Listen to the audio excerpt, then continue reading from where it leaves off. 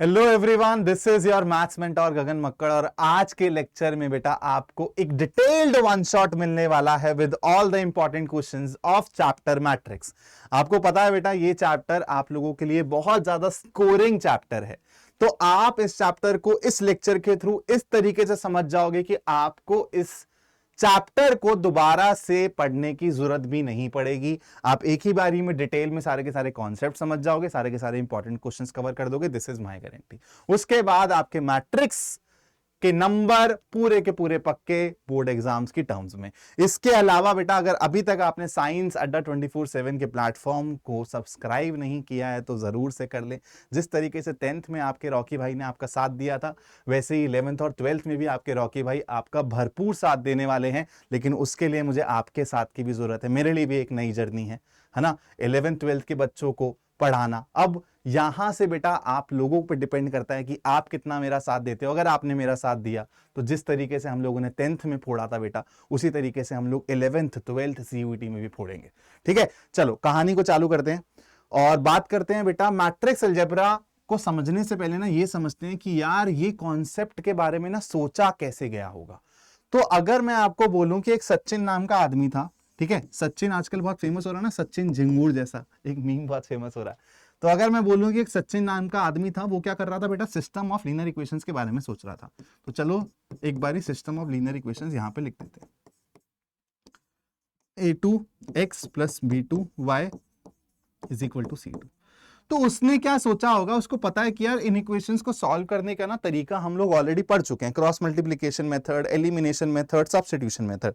लेकिन ये सचिन झिंगूर जैसा लड़का ये सोच रहा था कि भाई इसका कोई कॉम्पैक्ट फॉर्म भी है क्या, कोई कॉम्पैक्ट मेथड भी है क्या। कॉम्पैक्ट का मतलब क्या होता है बेटा, कि कोई आप बेटर एफिशिएंट मेथड सोचने के बारे में ट्राई कर रहे हो कि यार कोई बेटर तरीका हो सकता है इसको लिखने का, कोई और ज्यादा बेटर तरीका हो सकता है इसको सॉल्व करने का।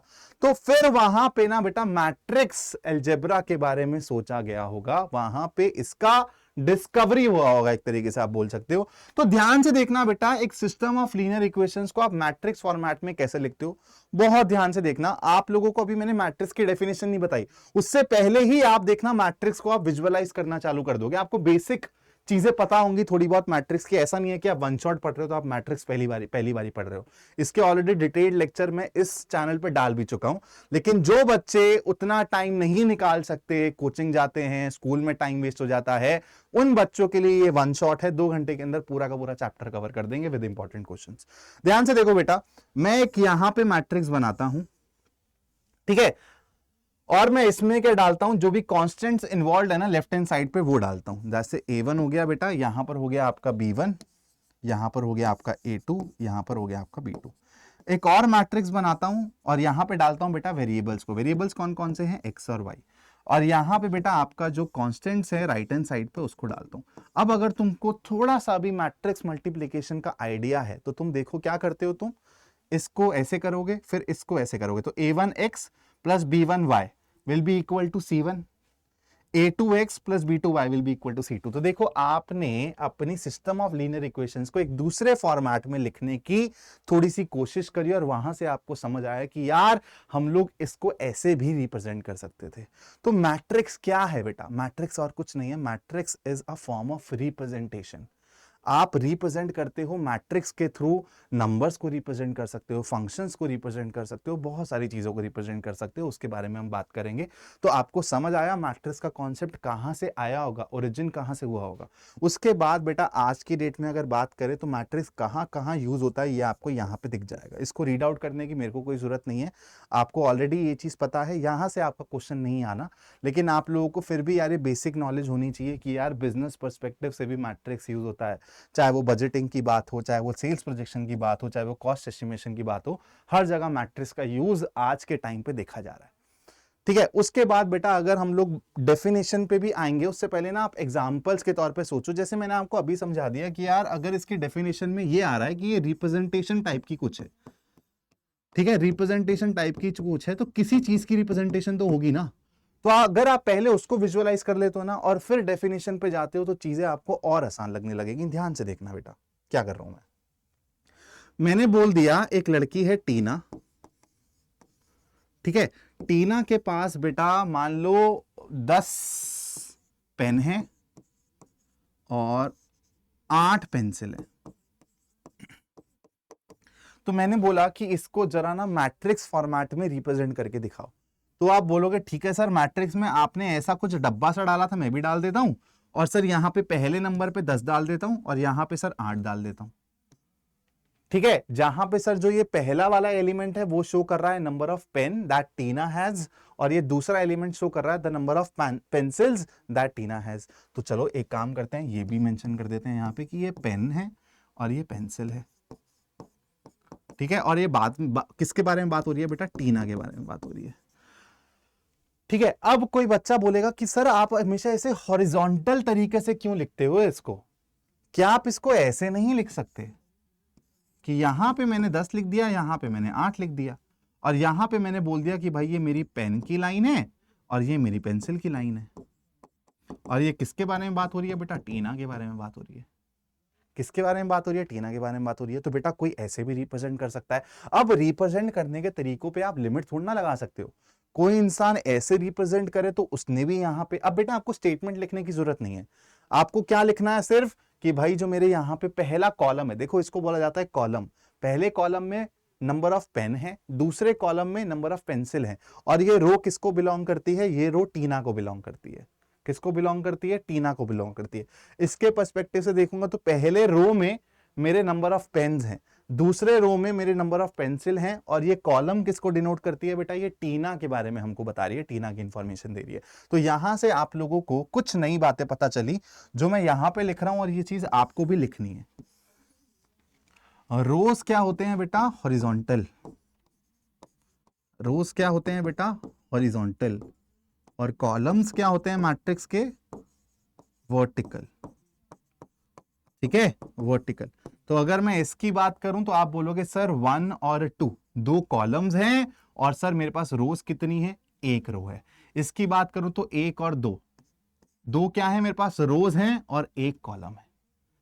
ठीक है, अब देखना कैसे मैं एक से ज्यादा इंसान की इंफॉर्मेशन मैट्रिक्स फॉर्मेट में रिप्रेजेंट करता हूं। ध्यान से समझना। आपको टीना की कहानी समझ आ गई बेटा? अब मान लो टीना के साथ साथ ना मैं इन्वॉल्व कर देता हूं मीना को और लीना को। टीना के पास क्या है बेटा? मान लो 7 पेन्स है, 7 पेन है और 6 पेंसिल हैं। और लीना के पास क्या है बेटा? 8 पेन है और 5 पेंसिल हैं। अब आपको क्या करना है? टीना, मीना, लीना तीनों की इंफॉर्मेशन ना एक मैट्रिक्स में लिखनी है। ठीक है, एक मैट्रिक्स के थ्रू रिप्रेजेंट करनी है। तो ध्यान से समझना आप कैसे करोगे। आप एक काम करो, यहीं पे ही करते हैं इसको। ठीक है, मैंने क्या बोल दिया कि भाई पहले कॉलम में मैं नंबर ऑफ पेन्स लिखने वाला हूं, दूसरे कॉलम में मैं नंबर ऑफ पेंसिल लिखने वाला हूं। इतनी पानी सबको क्लियर? ठीक है भाई। तो पहले में टीना के अकॉर्डिंग लिख देता हूं, पहले रो में तो 10 और 8। दूसरे रो में मीना की इंफॉर्मेशन है, दैट इज 7 पेन है, 6 पेंसिल हैं। तीसरी रो में बेटा लीना की इंफॉर्मेशन है, दैट इज 8 पेन है और 8 पेन है और 5 पेंसिल है। ठीक है, अब आपको समझ आया कि कैसे मैंने तीनों की इंफॉर्मेशन यार एक ही मैट्रिक्स में लिख दी, जहां पे मेरी रोज कितनी है अगर मैं बात करूं 1 2 3, और कॉलम्स कितने हैं? 1 और 2। इसको कैसे लिखा जाता है बेटा? यहीं से ना ऑर्डर ऑफ मैट्रिक्स निकलता है, जिसके बारे में मैं आपको भी बताऊंगा आगे। लेकिन अभी आप इतना समझो कि रोज और कॉलम्स देखते कैसे हैं, कितनी रोज हैं कितनी कॉलम्स हैं। अब कोई बच्चा बोलेगा सर आपने इसको ऐसे लिख दिया, मैं इसको एक दूसरे तरीके से लिख के बताऊं? मैं बोलूंगा बिल्कुल बेटा, तुम सचिन नहीं हो तो तुम बिल्कुल लिख सकते हो, है ना, तुम सोच भी सकते हो, तुम्हारा दिमाग भी चल रहा है। तो भैया जी वो बोल रहा है कि एक काम करते हैं सर, इसको ना ऐसे लिखते हैं कि मैंने एक काम किया, 10 और 8 को ना ऐसे लिख दिया। ठीक है, और फिर मैंने सर 7 और 6 को ऐसे लिख दिया, और मैंने 8 और 5 को ऐसे लिख दिया। जहां पे मेरी जो पहली रो में है सर वो क्या बता रहे हैं? मेरे को नंबर ऑफ पेन्स बता रहे हैं। दूसरी रो में जो है वो नंबर ऑफ पेंसिल बता रहे हैं। और कॉलम वाइज सर मैंने टीना, मीना, लीना की इंफॉर्मेशन लिखी है। यहां पे मैंने रो वाइज इंफॉर्मेशन लिखी थी बेटा, यहां पे मैंने कॉलम वाइज इंफॉर्मेशन लिखी है। देखो यहां पे अगर आपकी 3 रोज थी बेटा तो यहां पे आपकी 3 कॉलम्स हो गई हैं। यहां पे अगर आपकी 2 कॉलम्स थी तो यहां पे आपकी 2 रोज हो गई हैं। तो मतलब रोज और कॉलम्स के नंबर इंटरचेंज हो गए हैं। ठीक है, अब यही ट्रांसपोज करने का तरीका होता है। तो आप एक ही स्लाइड में देख लो इतने सारे कॉन्सेप्ट सीख गए हो। इसी को ही बेटा ट्रांसपोज करना भी बोलते हैं, जिस कॉन्सेप्ट के बारे में आगे आने वाले टाइम पे हम लोग पढ़ने वाले हैं। ठीक है, इतनी क्लियर हो गई बात। ये समझाना चाहता था यहां पे मैं कि कैसे आप इंफॉर्मेशन को मैट्रिक्स के थ्रू रिप्रेजेंट करते हो। ठीक है, चलो अब बेटा थोड़े से और एग्जांपल, जो एक बहुत इंपॉर्टेंट एग्जांपल है बेटा, आप ना किसी पॉइंट को कार्टेशियन सिस्टम में मान लो कोई पॉइंट है 2,-3, आप इसको भी ना मैट्रिक्स के फॉर्मेट में रिप्रेजेंट कर सकते हो। कैसे? आप बोलोगे सर अब हमको सब समझ आ गया है, अब आपको सिखाने की भी जरूरत नहीं है, ऐसे भी इसको लिख सकता हूं और ऐसे भी लिख सकता हूं। सर मैं बोलूंगा बहुत बढ़िया बेटा, वाह वाह। और अब मैं बोल दूं कि एक मेरे पास क्वाड्रिलेटरल है जिसके मेरे चारों के चारों कोऑर्डिनेट्स मेरे को पता हैं ABCD, और चारों के चारों कोऑर्डिनेट्स मैं यहाँ पे लिख रहा हूँ। ये है 2,-3, ये है बेटा -3,4, ये है 7,5 और ये है बेटा 6,4।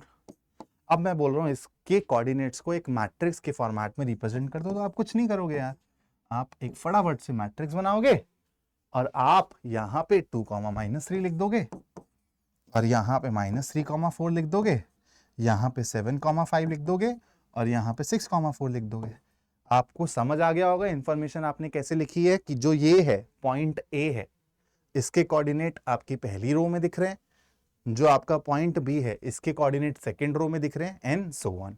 आप इसको दूसरे तरीके से भी रिप्रेजेंट कर सकते थे। कैसे? 2-3, -3 4 7 5, वहां पे आप क्या करते? अलग तरीके से रिप्रेजेंट करते, लेकिन इंफॉर्मेशन वहां पर भी सेम ही बोली जाती।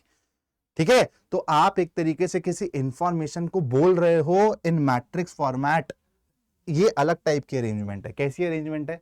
अगर मैं बोलूं बेटा यहां पे ये जो डब्बे दिख रहे हैं आपको, थोड़ा रेक्टेंगल टाइप का फील आ रहा है, इसलिए मैट्रिक्स को बोला जाता है बेटा रेक्टेंगुलर अरेंजमेंट। क्या बोला जाता है? Rectangular arrangement. बस देखो आप कैसे कैसे ना डेफिनेशन के पास पहुंचे चले जा रहे हो। तो जब आप इंफॉर्मेशन को, किसी भी पर्टिकुलर इंफॉर्मेशन को रेक्टेंगुलर अरेंजमेंट के फॉर्मेट में लिखना चाहो, उसी को ही मैट्रिक्स रिप्रेजेंटेशन बोलते हैं। अब आ जाओ बेटा डेफिनेशन पे। अब आप बोलोगे सर आप ऑलरेडी ये सब चीजें समझा चुके हो। अ matrix is N ordered rectangular array. Ordered का मतलब क्या है बेटा? जैसे मैंने पेन और पेंसिल वाला एग्जांपल लिया था, तो अगर मैंने पहले कॉलम में पेन लिए थे, दूसरे कॉलम में पेंसिल लिए थे, तो दूसरे वाले इंसान के लिए, मीना के लिए भी मैंने यही काम किया था।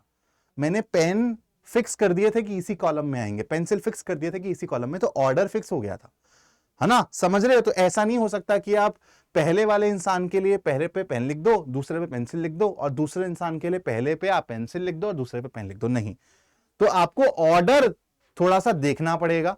अ matrix is N order rectangular array, rectangular arrangement of numbers और फंक्शंस। क्या क्या मैं इसके थ्रू रिप्रेजेंट कर सकता हूं? नंबर्स भी रिप्रेजेंट कर सकता हूं, फंक्शंस भी रिप्रेजेंट कर सकता हूं, कोई यार और प्रोडक्ट भी रिप्रेजेंट कर सकता हूं। वैसे तो मैं, है ना, कोई भी, अगर आपको लगता है, जैसे मैंने टीना मीना की पेन और पेंसिल की थी, वैसे उनकी मैं जीन्स और टॉप भी कर सकता हूं, या फिर मैं टी शर्ट्स के ब्रांड्स भी कर सकता हूं, बहुत सारी चीजें रिप्रेजेंट कर सकता हूं। द नंबर ऑफ फंक्शंस, दो बेटा आप एलिमेंट डालते हो ना अंदर, जो मैं बोल रहा था, पहला एलिमेंट ये, दूसरा एलिमेंट ये, इसको क्या बोला जाता है? एलिमेंट्स और एंट्रीज ऑफ द मैट्रिक्स। क्या बोला जाता है? मैट्रिक्स के रेक्टेंगल के अंदर जो आप ये भर रहे थे ना मेरे साथ अभी, टीना मीना लीना, इसको क्या बोला जाता है? Entries of the matrix. अब मैट्रिक्स को डिनोट किया जाता है बाय कैपिटल लेटर्स। कि अगर आपको मैं बोलूं एक मैट्रिक्स ए है, तो आपके दिमाग में क्या होना चाहिए कि सर एक मैट्रिक्स ए की बात कर रहे हैं, ये आपके दिमाग में छपना चाहिए। मतलब कैपिटल लेटर से आप मैट्रिक्स को हमेशा डिनोट करोगे। जैसे यहां पे आपको बेटा एग्जांपल के तौर पे दिख रहा है कि एक ए मैट्रिक्स है, देखो कैपिटल लेटर में लिखा गया है। यहां पे आपको क्या दिख रहे हैं? एंट्रीज की जगह आपको रियल नंबर्स दिख रहे हैं ना, रियल नंबर्स हैं सारे के सारे, बोलो हाँ है ना। अब मैं आपसे पूछूं कि यहां पे कितनी रोज हैं, कितनी कॉलम्स हैं, तो आप बोलोगे सर 1 2 3 रोज हैं और 2 कॉलम्स हैं। क्या है? 3 रोज हैं और 2 कॉलम्स हैं। अगर मैं बी मैट्रिक्स की बात करूं तो आपको ये आयोटा दिख रहा है बेटा, है ना, आयोटा दिख रहा है। तो आपको यहां पे क्या दिख रहा है कि सर यहां पे सारी की सारी एंट्रीज मेरी रियल नहीं है। तो ये क्या है? एक कॉम्प्लेक्स नंबर वाला आपको मैट्रिक्स के तौर पे एग्जांपल दिया हुआ है। यहां पे देखो आपको ये फंक्शंस दिख रहे हैं, है ना, 1 + x, x³ ये सब क्या है? फंक्शंस हैं। तो ये क्या है, एक फंक्शन मैट्रिक्स है। क्या है, फंक्शन मैट्रिक्स है। और अब आपको रोज और कॉलम्स की कहानी समझ आ गई होगी कैसे कैलकुलेट करते हैं। जो आपको हॉरिजॉन्टल लाइंस दिखें उतने नंबर ऑफ रोज, जितनी आपको वर्टिकल लाइंस दिखें उतने आपके नंबर ऑफ कॉलम्स। और यही चीज नीचे लिखी हुई है, the horizontal lines of elements are said to constitute rows of the matrix and the vertical lines of the element matrix are said to constitute columns of the matrix. A के पास 3 रो हैं 2 कॉलम है, B के पास 3 रो हैं 3 column है, और सी के पास बेटा आप देख सकते हो 2 रो हैं और 3 कॉलम है। कहानी क्लियर? चलो अब बढ़ते हैं बेटा सबसे इंपॉर्टेंट कॉन्सेप्ट जो आपको समझना है अभी तक का, स्टार्टिंग से सबसे ज्यादा जो इंपॉर्टेंट है वो है बेटा ऑर्डर ऑफ मैट्रिक्स को समझना। ऑर्डर ऑफ मैट्रिक्स क्या है बेटा? ऑर्डर ऑफ मैट्रिक्स कुछ नहीं है, आपको बताता है कि कितनी रोज और कितनी कॉलम्स हैं इस मैट्रिक्स में। It tells us about rows and columns, rows and columns. अब आप एक बारी डेफिनेशन पढ़ो कि अगर एक मैट्रिक्स में m रोज हैं और n कॉलम्स हैं तो उसका ऑर्डर क्या हो जाएगा बेटा? m by n। इसको कैसे पढ़ा जाता है? m by n। इस called a matrix of order m by n, और simply m by n matrix read as m by n matrix, जो मैंने आपको बता दिया। In general m by n matrix has the following rectangular array. अब बेटा ध्यान से समझना कि यहां पे अगर मैं बोल रहा हूं कि m बाय n मैट्रिक्स है, इसका मतलब क्या है बेटा? m रोज n कॉलम्स, है ना। अब आपको पता है 1 2 3 ऐसे आखिरी कौन सी होगी बेटा? mth रो होगी। कौन सी होगी? mth रो होगी। अब ऐसे ही n कॉलम्स है तो कॉलम यहां से स्टार्ट होंगे 1 2 3 ऐसे करते करते nth कॉलम तक मैं जाऊंगा। अब मेरी बात को ध्यान से समझना, जब आप इसको बनाना चालू करोगे और एंट्रीज लिखना चालू करोगे, जो पहले नंबर पे आएगा ये एलिमेंट जो लेफ्ट में एकदम टॉप कॉर्नर पे है, ये आपका एलिमेंट क्या पहली रो और पहले कॉलम में है? आप बोलोगे हां, तो इसको आप कैसे लिख सकते हो? A11। कोई सा भी एलिमेंट बेटा मैट्रिक्स का कैसे रिप्रेजेंट किया जा सकता है? Aij। जनरल टर्म्स में ऐसे रिप्रेजेंट करते हैं जहां पे आई क्या है बेटा? कौन सी रो में है, ठीक है, कौन सी रो में प्रेजेंट है, और जे क्या है बेटा? कौन सा कॉलम है, कौन सा कॉलम है। बात समझ आई? तो इसलिए यहां पे ये पहली रो और पहले कॉलम में था तो इसको A11 बोल दिया। अब मेरे को एक सिंपल सी बात बताओ, अगर मैं इस वाले पर आ जाऊं तो आपको पता है ये mth रो है, क्योंकि ऑर्डर क्या है? m बाय n, मतलब टोटल m रोज हैं। तो इसको मैं कैसे लिख सकता हूं बेटा? AM1। क्यों? क्योंकि mth रो है भाई और फर्स्ट कॉलम है। क्या है भाई? mth रो है और फर्स्ट कॉलम है, इसलिए इसको क्या लिख सकता हूं बेटा? AM1। अब ध्यान से देखना सिमिलरली अगर मैं इसकी बात करूं, ये कहां है बेटा? एक तो पहली रो में है और nth कॉलम में है ना। पहली रो nth कॉलम के एलिमेंट को मैं कैसे लिख सकता हूं? A1n। अब ध्यान से देखो, इसको मैं कैसे लिख सकता हूं बेटा? ये एक तो आपकी mth रो में है और nth कॉलम में है, तो इसको लिखा जा सकता है AMN। क्लियर है भाई? तो अगर मैं आप लोगों से पूछूं, अगर आपको जनरल तरीके से मेरे को बताना है कि अगर वो एलिमेंट कौन सा है जो 5वीं रो में है और 6ठे कॉलम में है, तो आप बोलोगे सर A56। क्या बोलोगे? A56। Very simple. और आपका ऑर्डर जो होता है ना मैट्रिक्स का, वो हमेशा राइट में ऐसे कॉर्नर में लिखा जाता है। ये रिप्रेजेंटेशन का तरीका होता है, जैसे यहां पे लिखा हुआ है m बाय n। अब इसको जो मैंने आपको सिखाया कि Aij इसके जनरल रिप्रेजेंटेशन है एंट्रीज की, वो आपको यहां पे लिखा हुआ है। ध्यान से देखना कैसे मैं पढ़ रहा हूं। A matrix A is such that where your entries are Aij and the order is m by n। और आपका जो I है वो कहां से कहां तक है बेटा? 1 से लेके m तक। I क्या रिप्रेजेंट करता है? रोज को। किसको रिप्रेजेंट करता है? रोज को। तो रोज की कहानी बेटा कहां से कहां जाएगी? m बता रहा है ना कि m रोज है, तो मतलब पहली रो से mth रो तक आप जा सकते हो यहां पर एंट्री डालने के लिए। सिमिलरली जे क्या है? आपको बता रहा है कौन से कॉलम की बात हो रही है बेटा। तो यहां पे आपका नंबर ऑफ कॉलम्स कितने हैं? n, जो आपको ऑर्डर बता रहा है m बाय n। तो इसलिए आपकी जे की कहानी कहां से कहा जा सकती है? 1 से लेके n तक। आई होप आपको इतनी बातें क्लियर हो गई होंगी। चलो थोड़ा सा और आगे बढ़ते हैं। Number of elements in a matrix की अगर मैं बात करूं बेटा, तो नंबर ऑफ एलिमेंट्स आप खुद सोचो यार। अगर मैं आपको बोल दूं कि आपका एक स्कूल है जहां पे ना 5 रोज में बच्चे बैठे हैं और हर रो में ना 3 बच्चा बैठा है, हर रो में क्या बोला मैंने, 3 बच्चा बैठा है। जो ये मैंने सेकंड इंफॉर्मेशन दी है ना, एक तरीके से कॉलम्स बता रहा है आपको। हर रो में 3 बच्चा बैठने का मतलब है कि भाई इसमें 5 रो है, 3 कॉलम्स है। तो अगर मैं बोलूं टोटल कितना बच्चा, तो आप बोलोगे सर 3 यहां, 3 यहां, 3 यहां, 3 यहां और 3 यहां, मतलब सर 3 इंटू 5 या फिर सर 5 इंटू 3। ये भी आपको 15, ये भी आपको 15। तो क्या आप देख पा रहे हो कि आपको अगर नंबर ऑफ एलिमेंट्स बताने हो, नंबर ऑफ एंट्रीज बताने हो मैट्रिक्स के, तो आप रोज और कॉलम से बता सकते हो।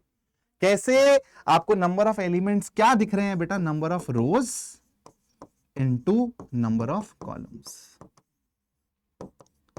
यही तो होगा, यही तो होगा जो आपको नंबर ऑफ एंट्रीज बता देगा मैट्रिक्स में। बस यही कॉन्सेप्ट है। तो इसको आप फटाफट से अपनी नोटबुक में नोट कर लो और इस क्वेश्चन को मेरे साथ सॉल्व करने की ट्राई करो।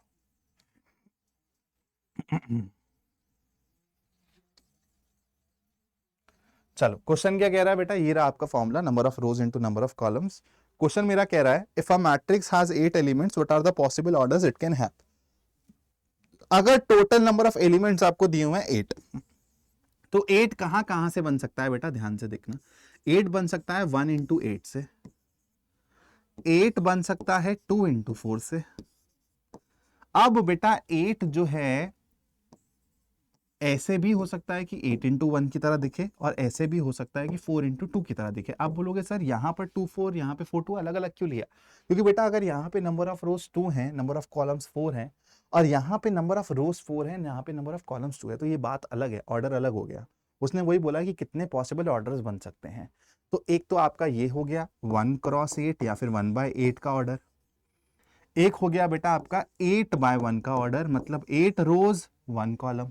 एक हो गया बेटा आपका 2/4 का ऑर्डर, मतलब 2 रोज 4 कॉलम्स। और एक हो गया आपका बेटा 4/2 का order, that is 4 rows 2 columns. तो आपके कितने पॉसिबल ऑर्डर्स हैं? 4। हेंस द आंसर इज 4, और ये सब आपके पॉसिबल ऑर्डर्स हैं। चलो आगे बढ़ते हैं थोड़ा सा और। एक और क्वेश्चन आप लोगों की स्क्रीन पे है बेटा। इस क्वेश्चन को मैं पूरा सॉल्व नहीं करवाऊंगा, आप लोगों को सिर्फ हिंट दूंगा, बाकी आप इस क्वेश्चन को करोगे ताकि हम लोग इस वन शॉट को एक स्पेसिफिक टाइम में कंप्लीट कर पाए। Construct a 3/2 matrix whose elements are given by this. आपको यहां से क्या पता चल रहा है बेटा, ऑर्डर पता चल रहा है, तो मतलब नंबर ऑफ रोज कितनी है, 3, और ये क्या है बेटा, number of columns, number of columns. अब ध्यान से देखना, आपको AIJ का एक जनरल फॉर्मेट दिया हुआ है कि AIJ किसके बराबर है बेटा, 1/2 मॉड ऑफ I - 3J। अब मेरे को एक सिंपल सी बात बता दो, I कहां से लेके कहां तक जा सकता है? आप बोलोगे सर I कुछ नहीं होता, नंबर ऑफ रोज की कहानी होती है। तो सर पहली रो से चालू होगी और जितने रोज हैं वहां पर आगे खत्म हो जाएगी। कितनी रो हैं बेटा, 3 रो हैं। और J की कहानी कहां से लेके कहां तक जाएगी बेटा, J की कहानी 1 से लेके कितने कॉलम्स हैं, 2 कॉलम्स हैं, यहां तक जाएगी। तो आप क्या करोगे, मैट्रिक्स फॉर्म करोगे। मैट्रिक्स के मैं जनरल एंट्रीज लिख रहा हूं यहाँ पे, क्योंकि 3 रोज हैं और 2 कॉलम्स हैं बेटा। तो A11, A12, फिर A21, A22 और फिर A31, A32। बस अब A11 कैसे निकालोगे बेटा, I और J की जगह 1 1 डाल के। A12 कैसे निकालोगे, I की जगह 1 डाल के, J की जगह 2 डाल के। ये सब डाल के आपको जो इनके जगह पे दिखेंगे आप उनको डाल दोगे और लिख दोगे कि दिस इज माय मैट्रिक्स। खत्म सवाल। चलो अब आते हैं बेटा टाइप्स ऑफ मैट्रिसेस पे। बहुत इंपॉर्टेंट है, ध्यान से समझना, और यही सारे इंपॉर्टेंट टाइप्स ऑफ मैट्रिसेस पे क्वेश्चन आएंगे। सबसे पहले आता है बेटा रो मैट्रिक्स। सबसे पहले आता है रो मैट्रिक्स, और जैसे इसका नाम ही बता रहा है, ये एक ऐसा मैट्रिक्स है जहां पे रोज पे ना कंडीशन कुछ, कि एक ऐसे मैट्रिक्स की बात कर रहा है जहां पे आपके पास नंबर ऑफ रोज ना खाली एक हो सकती है। ऐसे मैट्रिसेस जहां पे आपकी नंबर ऑफ रोज कितनी हो बेटा, एक हो, नंबर ऑफ एक ही रो हो बस उस मैट्रिक्स में, उसको क्या बोला जाता है, रो मैट्रिक्स बोला जाता है। ठीक है, जैसे एग्जांपल के तौर पे अभी जब मैं आपको बता रहा था वो टीना वाला एग्जांपल, तो मैंने या फिर कोऑर्डिनेट्स को रिप्रेजेंट करने के लिए मैंने कैसे लिखा था, मान लो 3, -2 को ऐसे लिख दिया था। तो आपको दिख रहा है ना, यहां पे एक रो है और 2 कॉलम है। कॉलम पे कुछ नहीं है बेटा रिस्ट्रिक्शन, कॉलम 1 हो, 2 हो, 3 हो, 4 हो, मेरे को उससे फर्क नहीं पड़ता, बस मेरे को रो सिर्फ एक दिखनी चाहिए। जोन से भी ऐसे मैट्रिक्स दिखेंगे मेरे को पूरे के पूरे ब्रह्मांड में, सृष्टि में, नेचर में, मैं उनको क्या बोलूंगा बेटा, रो मैट्रिक्स। जैसे आपको यहां पे दिख रहा है एक एग्जांपल, 1 2 3 एलिमेंट्स हैं यहां पे, और इसका ऑर्डर की बात करूं तो क्योंकि एक रो है और 3 कॉलम है तो इसका ऑर्डर क्या हो गया बेटा, 1/3। ठीक है, 1/3 इसका ऑर्डर हो गया।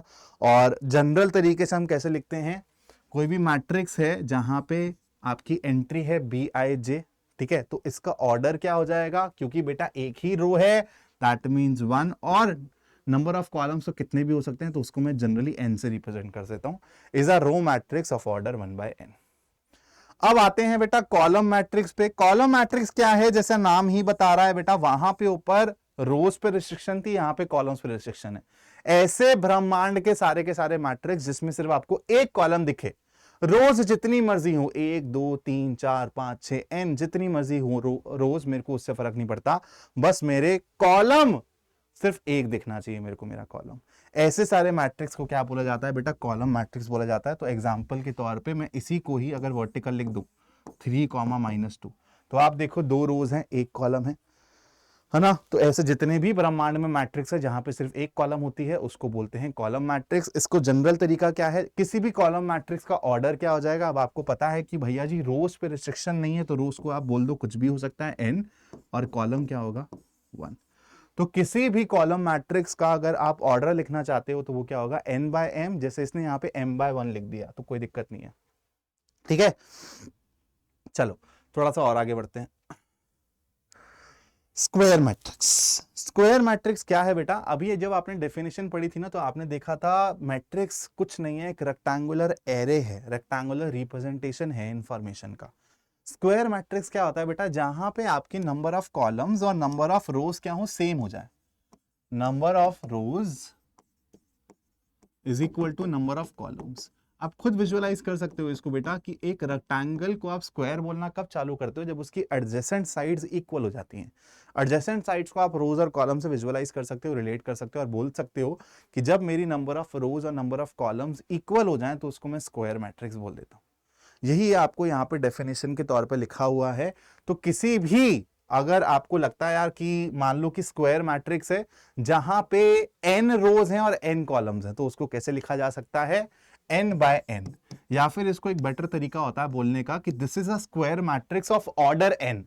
n/n नहीं, क्योंकि n ही तो है दोनों जगह, तो इसको एक और बेटर तरीके से बोल सकते हैं कि this is a square matrix of order n।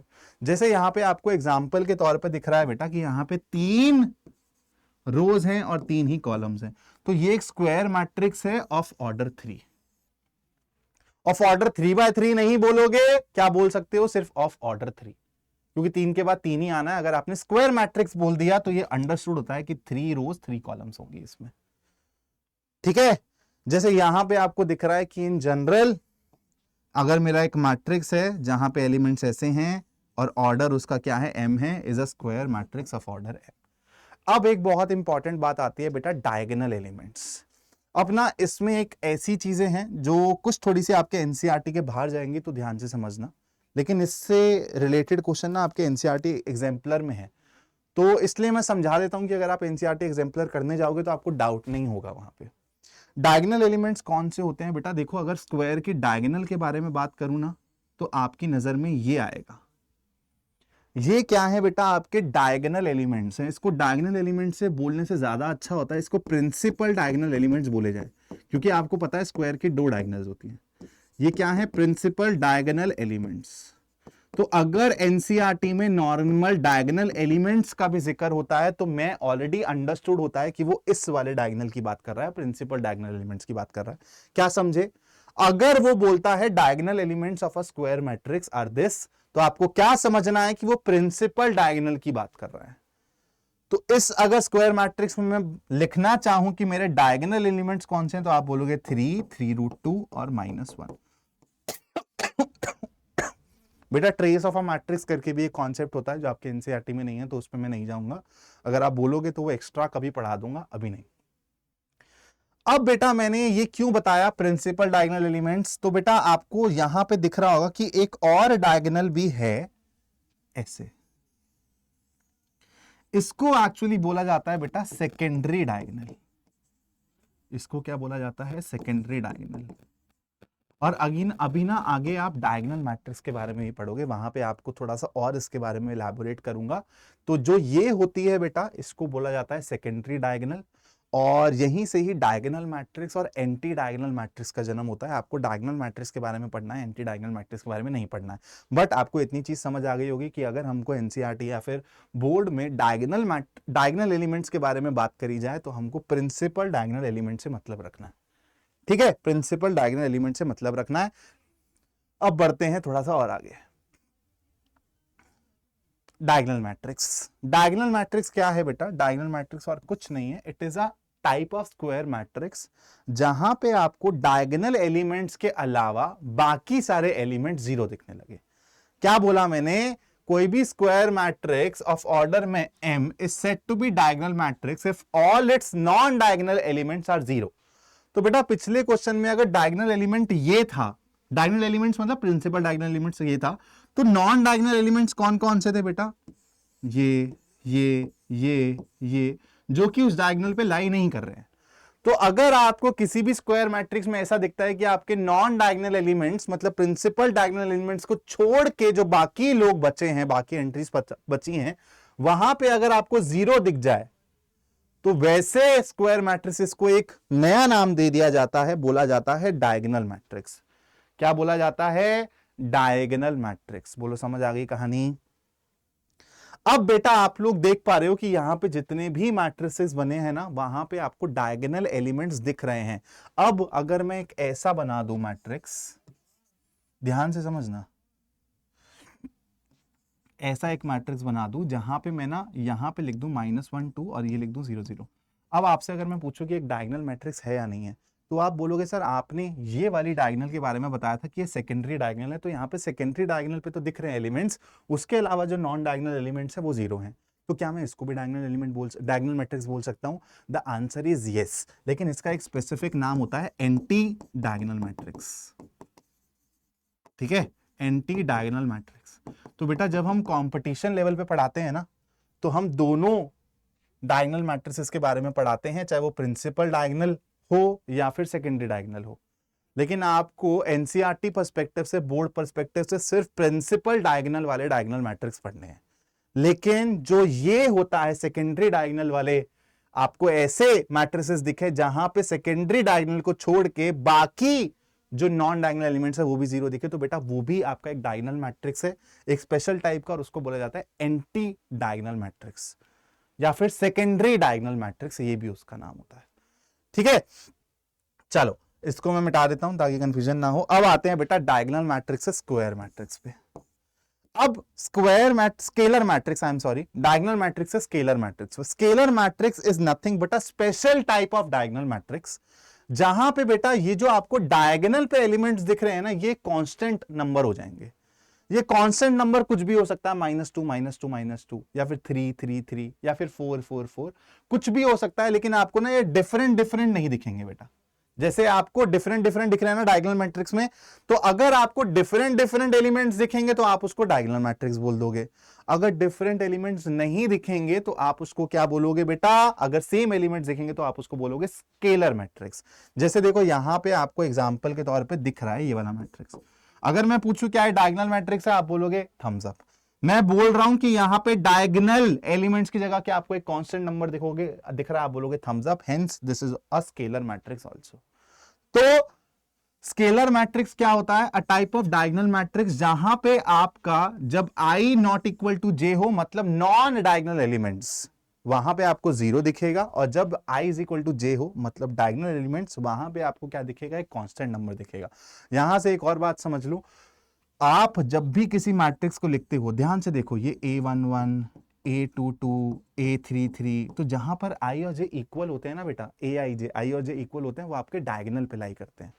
और जो नॉर्मल होते हैं जैसे A12 A21 A31 A13, ये सब नॉन डायगोनल एलिमेंट्स होते हैं। तो अगर मैं बोलूं कि डायगोनल एलिमेंट्स को आप एक जनरल तरीके से रिप्रेजेंट करके दिखाओ, तो आप उसको क्या बोल सकते हो? AII। और नॉन डायगोनल एलिमेंट्स को क्या बोलेंगे, ए आई जे, वहां जहां पे i is not equal to j. Clear है, कहानी इतनी सबको क्लियर है, बोलो समझ आ गया। अब यहां पे मैं तुम लोगों से एक सवाल करना चाह रहा हूं, मुझे बताओ क्या ये एक डायगोनल मैट्रिक्स है, हाँ या ना।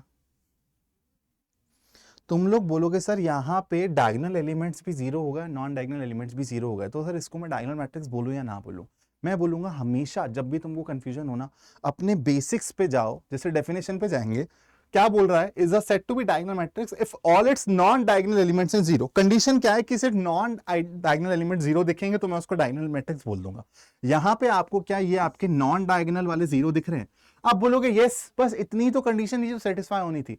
डायगोनल पे मेरे को जो मर्जी दिखे, मेरे को फर्क नहीं पड़ता, यहां पे डिफरेंट नंबर दिखे, यहां पे सेम नंबर दिखे, यहां पे जीरो दिखे, वो हमेशा डायगोनल मैट्रिक्स ही कहलाएगा। तो yes, this is a diagonal matrix. अगर मैं बोलूं क्या एक स्केलर मैट्रिक्स है, आप बोलोगे यस सर, आपके डायगोनल एलिमेंट्स पे एक कांस्टेंट नंबर दिख रहा है, दैट इज जीरो दिख रहा है, तो ये एक स्केलर मैट्रिक्स भी है। और इसी को नल मैट्रिक्स या फिर जीरो मैट्रिक्स भी बोला जाता है, जो अभी आपको आगे आने वाले टाइम पे पता चलेगा। अब आते हैं बेटा स्केलर मैट्रिक्स से आइडेंटिटी यूनिट मैट्रिक्स। यहां पे बेटा जब हम बोल रहे थे कि एक अगर कांस्टेंट नंबर ही दिखता है आपको डायगोनल पे, तो उसको स्केलर मैट्रिक्स बोलते हैं। अगर यहां पे ये कांस्टेंट नंबर 1 के बराबर हो जाता है तो इसी को यूनिट मैट्रिक्स बोला जाता है। क्या बोला जाता है बेटा, यूनिट मैट्रिक्स बोला जाता है। अब देखो यहां पे आपको समझ आ जाएगी। तो स्केलर मैट्रिक्स से हमने एक स्पेशल वर्जन निकाल दिया, जहां पे हमने कांस्टेंट को क्या पुट कर दिया बेटा, 1 के बराबर पुट कर दिया। तो जब भी आपको ऐसा केस दिखेगा कि आपके डायगोनल एलिमेंट्स पे आपको क्या दिख रहा है बेटा, 1 दिख रहा है, और नॉन डायगोनल एलिमेंट्स आपके 0 हैं, तो आप उसको क्या बोलोगे, आइडेंटिटी यूनिट मैट्रिक्स। तो आप समझ पा रहे हो कि हमने कहानी चालू करी स्क्वायर मैट्रिक्स से। स्क्वायर मैट्रिक्स एक स्पेशल केस पे पहुंचे डायगोनल मैट्रिक्स, जहां पे हमारे नॉन डायगोनल एलिमेंट जीरो हो जाते हैं। फिर डायगोनल मैट्रिक्स से हम लोग एक स्पेशल केस पे पहुंचे स्केलर मैट्रिक्स, जहां पे सारे के सारे हमारे डायगोनल एलिमेंट्स एक कांस्टेंट के बराबर हैं। फिर हम लोग स्केलर मैट्रिक्स से एक special type of scalar matrix, या फिर आप इसको special type of diagonal matrix भी बोल सकते हो, जहां पे आपकी सारी डायगोनल क्या है, डायगोनल एलिमेंट्स क्या है, 1 के बराबर है। क्लियर है, क्लियर है। अब बेटा यहां पे एक बहुत इंपॉर्टेंट बात लिखी हुई है, observe that a scalar matrix is an identity matrix when k is equal to 1, but every identity matrix is clearly a scalar matrix. Obvious सी बात है, क्लियर है बेटा। अब आता है जीरो मैट्रिक्स, और जीरो मैट्रिक्स और कुछ नहीं होता बेटा, जहां पे आपके सारी की सारी एंट्री जीरो हो जाए उसी को बोला जाता है zero matrix, null matrix. A matrix is said to be zero matrix और null matrix if all its entries और एलिमेंट्स आर जीरो। क्लियर, चलो थोड़ा सा और आगे बढ़ते हैं बेटा। इक्वालिटी ऑफ मैट्रिसेस के बारे में बात करते हैं बेटा। इक्वालिटी मैट्रिसेस की तभी होल्ड करेगी, सबसे पहले तो अगर ऑर्डर सेम होगा। ऑब्वियस सी बात है, किसी 2/3 मैट्रिक्स को आप 3/2 से कंपेयर कैसे करोगे, है ना, कॉरेस्पॉन्डिंग दिखने तो चाहिए एलिमेंट्स। तो इसलिए इक्वालिटी के लिए आपको दो बातों का ध्यान रखना होता है, एक तो कि ऑर्डर सेम हो, और दूसरा कॉरेस्पॉन्डिंग एलिमेंट सेम दिखने चाहिए। क्या बोला मैंने, एक तो ऑर्डर सेम हो और दूसरा कॉरेस्पॉन्डिंग एलिमेंट सेम दिखने चाहिए बेटा। ठीक है, यही यहां पे लिखा हुआ है। जैसे यहां पे आप एग्जांपल के तौर पे देख सकते हो 2/2 2/2 और सारी की सारी एंट्रीज भी कॉरेस्पॉन्डिंग सेम दिख रही है, hence they are equal matrices. लेकिन वहां पे और यहां पे देखो ऑर्डर तो सेम है लेकिन कॉरेस्पॉन्डिंग एंट्री सेम नहीं है, तो ये इक्वल मैट्रिसेस नहीं है। ठीक है, ये एक सिंपल सा क्वेश्चन है इक्वालिटी ऑफ मैट्रिसेस पे, फटाफट से कर लेते हैं। आपको पता है कि अगर ये इक्वल है, लिखा हुआ इक्वल का साइन है बीच में, इक्वल है, तो बेटा 2/2 इसका भी ऑर्डर है, 2/2 इसका भी ऑर्डर है, गेम क्लियर है। ए 1 से इक्वेट होना चाहिए, बी 3 से इक्वेट होना चाहिए, और बेटा सी 2 से इक्वेट होना चाहिए। क्वेश्चन का लास्ट ऑब्जेक्टिव में ये क्वेश्चन आ सकता है आपके। चलो आगे बढ़ते हैं। The number of possible matrices of order 3/3 with each entry 2 और 0 is NCERT exemplar का बहुत इंपॉर्टेंट सवाल है बेटा, ध्यान से देखना। सबसे पहले ऑर्डर क्या है आपका, 3/3।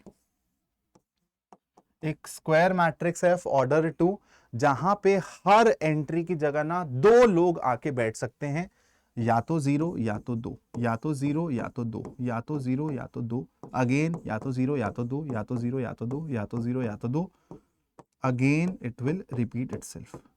अब आपने अगर पीएनसी पढ़ा है तो आपको पता है कि अगर हर जगह बैठने के लिए मेरे पास 2 ऑप्शंस हैं, तो total number of possible matrices कितने बन पाएंगे बेटा, 2 इंटू 2 इंटू 2, और कितनी प्लेसमेंट्स हैं, 9 प्लेसमेंट्स हैं, तो 2 इंटू 2 ऐसे 9 टाइम्स आपको करना है।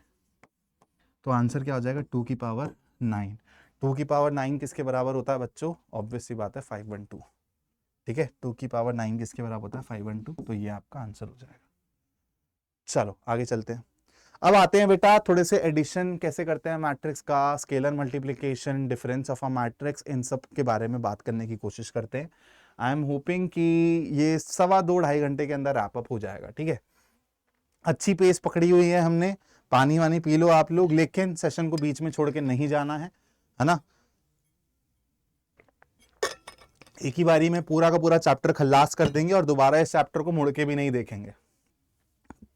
एडिशन ऑफ मैट्रिक्स पे जब हम आते हैं बेटा, तो सबसे पहले आप ये जान लो कि एडिशन ना डिफाइंड कब होता है। एडिशन दो मैट्रिसेस का डिफाइंड कब होता है, क्या वर्ड यूज किया मैंने, डिफाइंड कब होता है। आप मेरे को एक बात बताओ, अगर मैं आपको बोलूंगी एक 2x3 मैट्रिक्स में एक 3x2 का मैट्रिक्स जोड़ दो, ठीक है, मैं यहां पे लिख रहा हूं 1 2 3 4, एक काम करता हूं, एक 2x2 मैट्रिक्स है ये, और एक 3x3 मैट्रिक्स ले लेता हूं, एक काम करता हूं 2 3 4 5 6 7 8 9, ये एक 3x3 का मैट्रिक्स। अब बोल रहा हूं इनको ऐड कर दो, तो आप बोलोगे अच्छा सर अगर मैं थोड़ा सा अपना दिमाग लगाता भी हूं वेग तरीके से, तो एक को एक में जोड़ दूंगा, दो को दो में जोड़ दूंगा, ये 3 6 9 कहां जाएंगे सर, फिर 3 को इसमें जोड़ दूंगा। तो बेटा आपको यहां से समझ आ रहा होगा, अगर आप दो मैट्रिक्स को ऐड करना चाहते हो ना, तो सबसे पहले तो उनके ऑर्डर को आपको देखना पड़ेगा कि उनका ऑर्डर सेम आ जाए। ठीक है, उनका ऑर्डर सेम हो।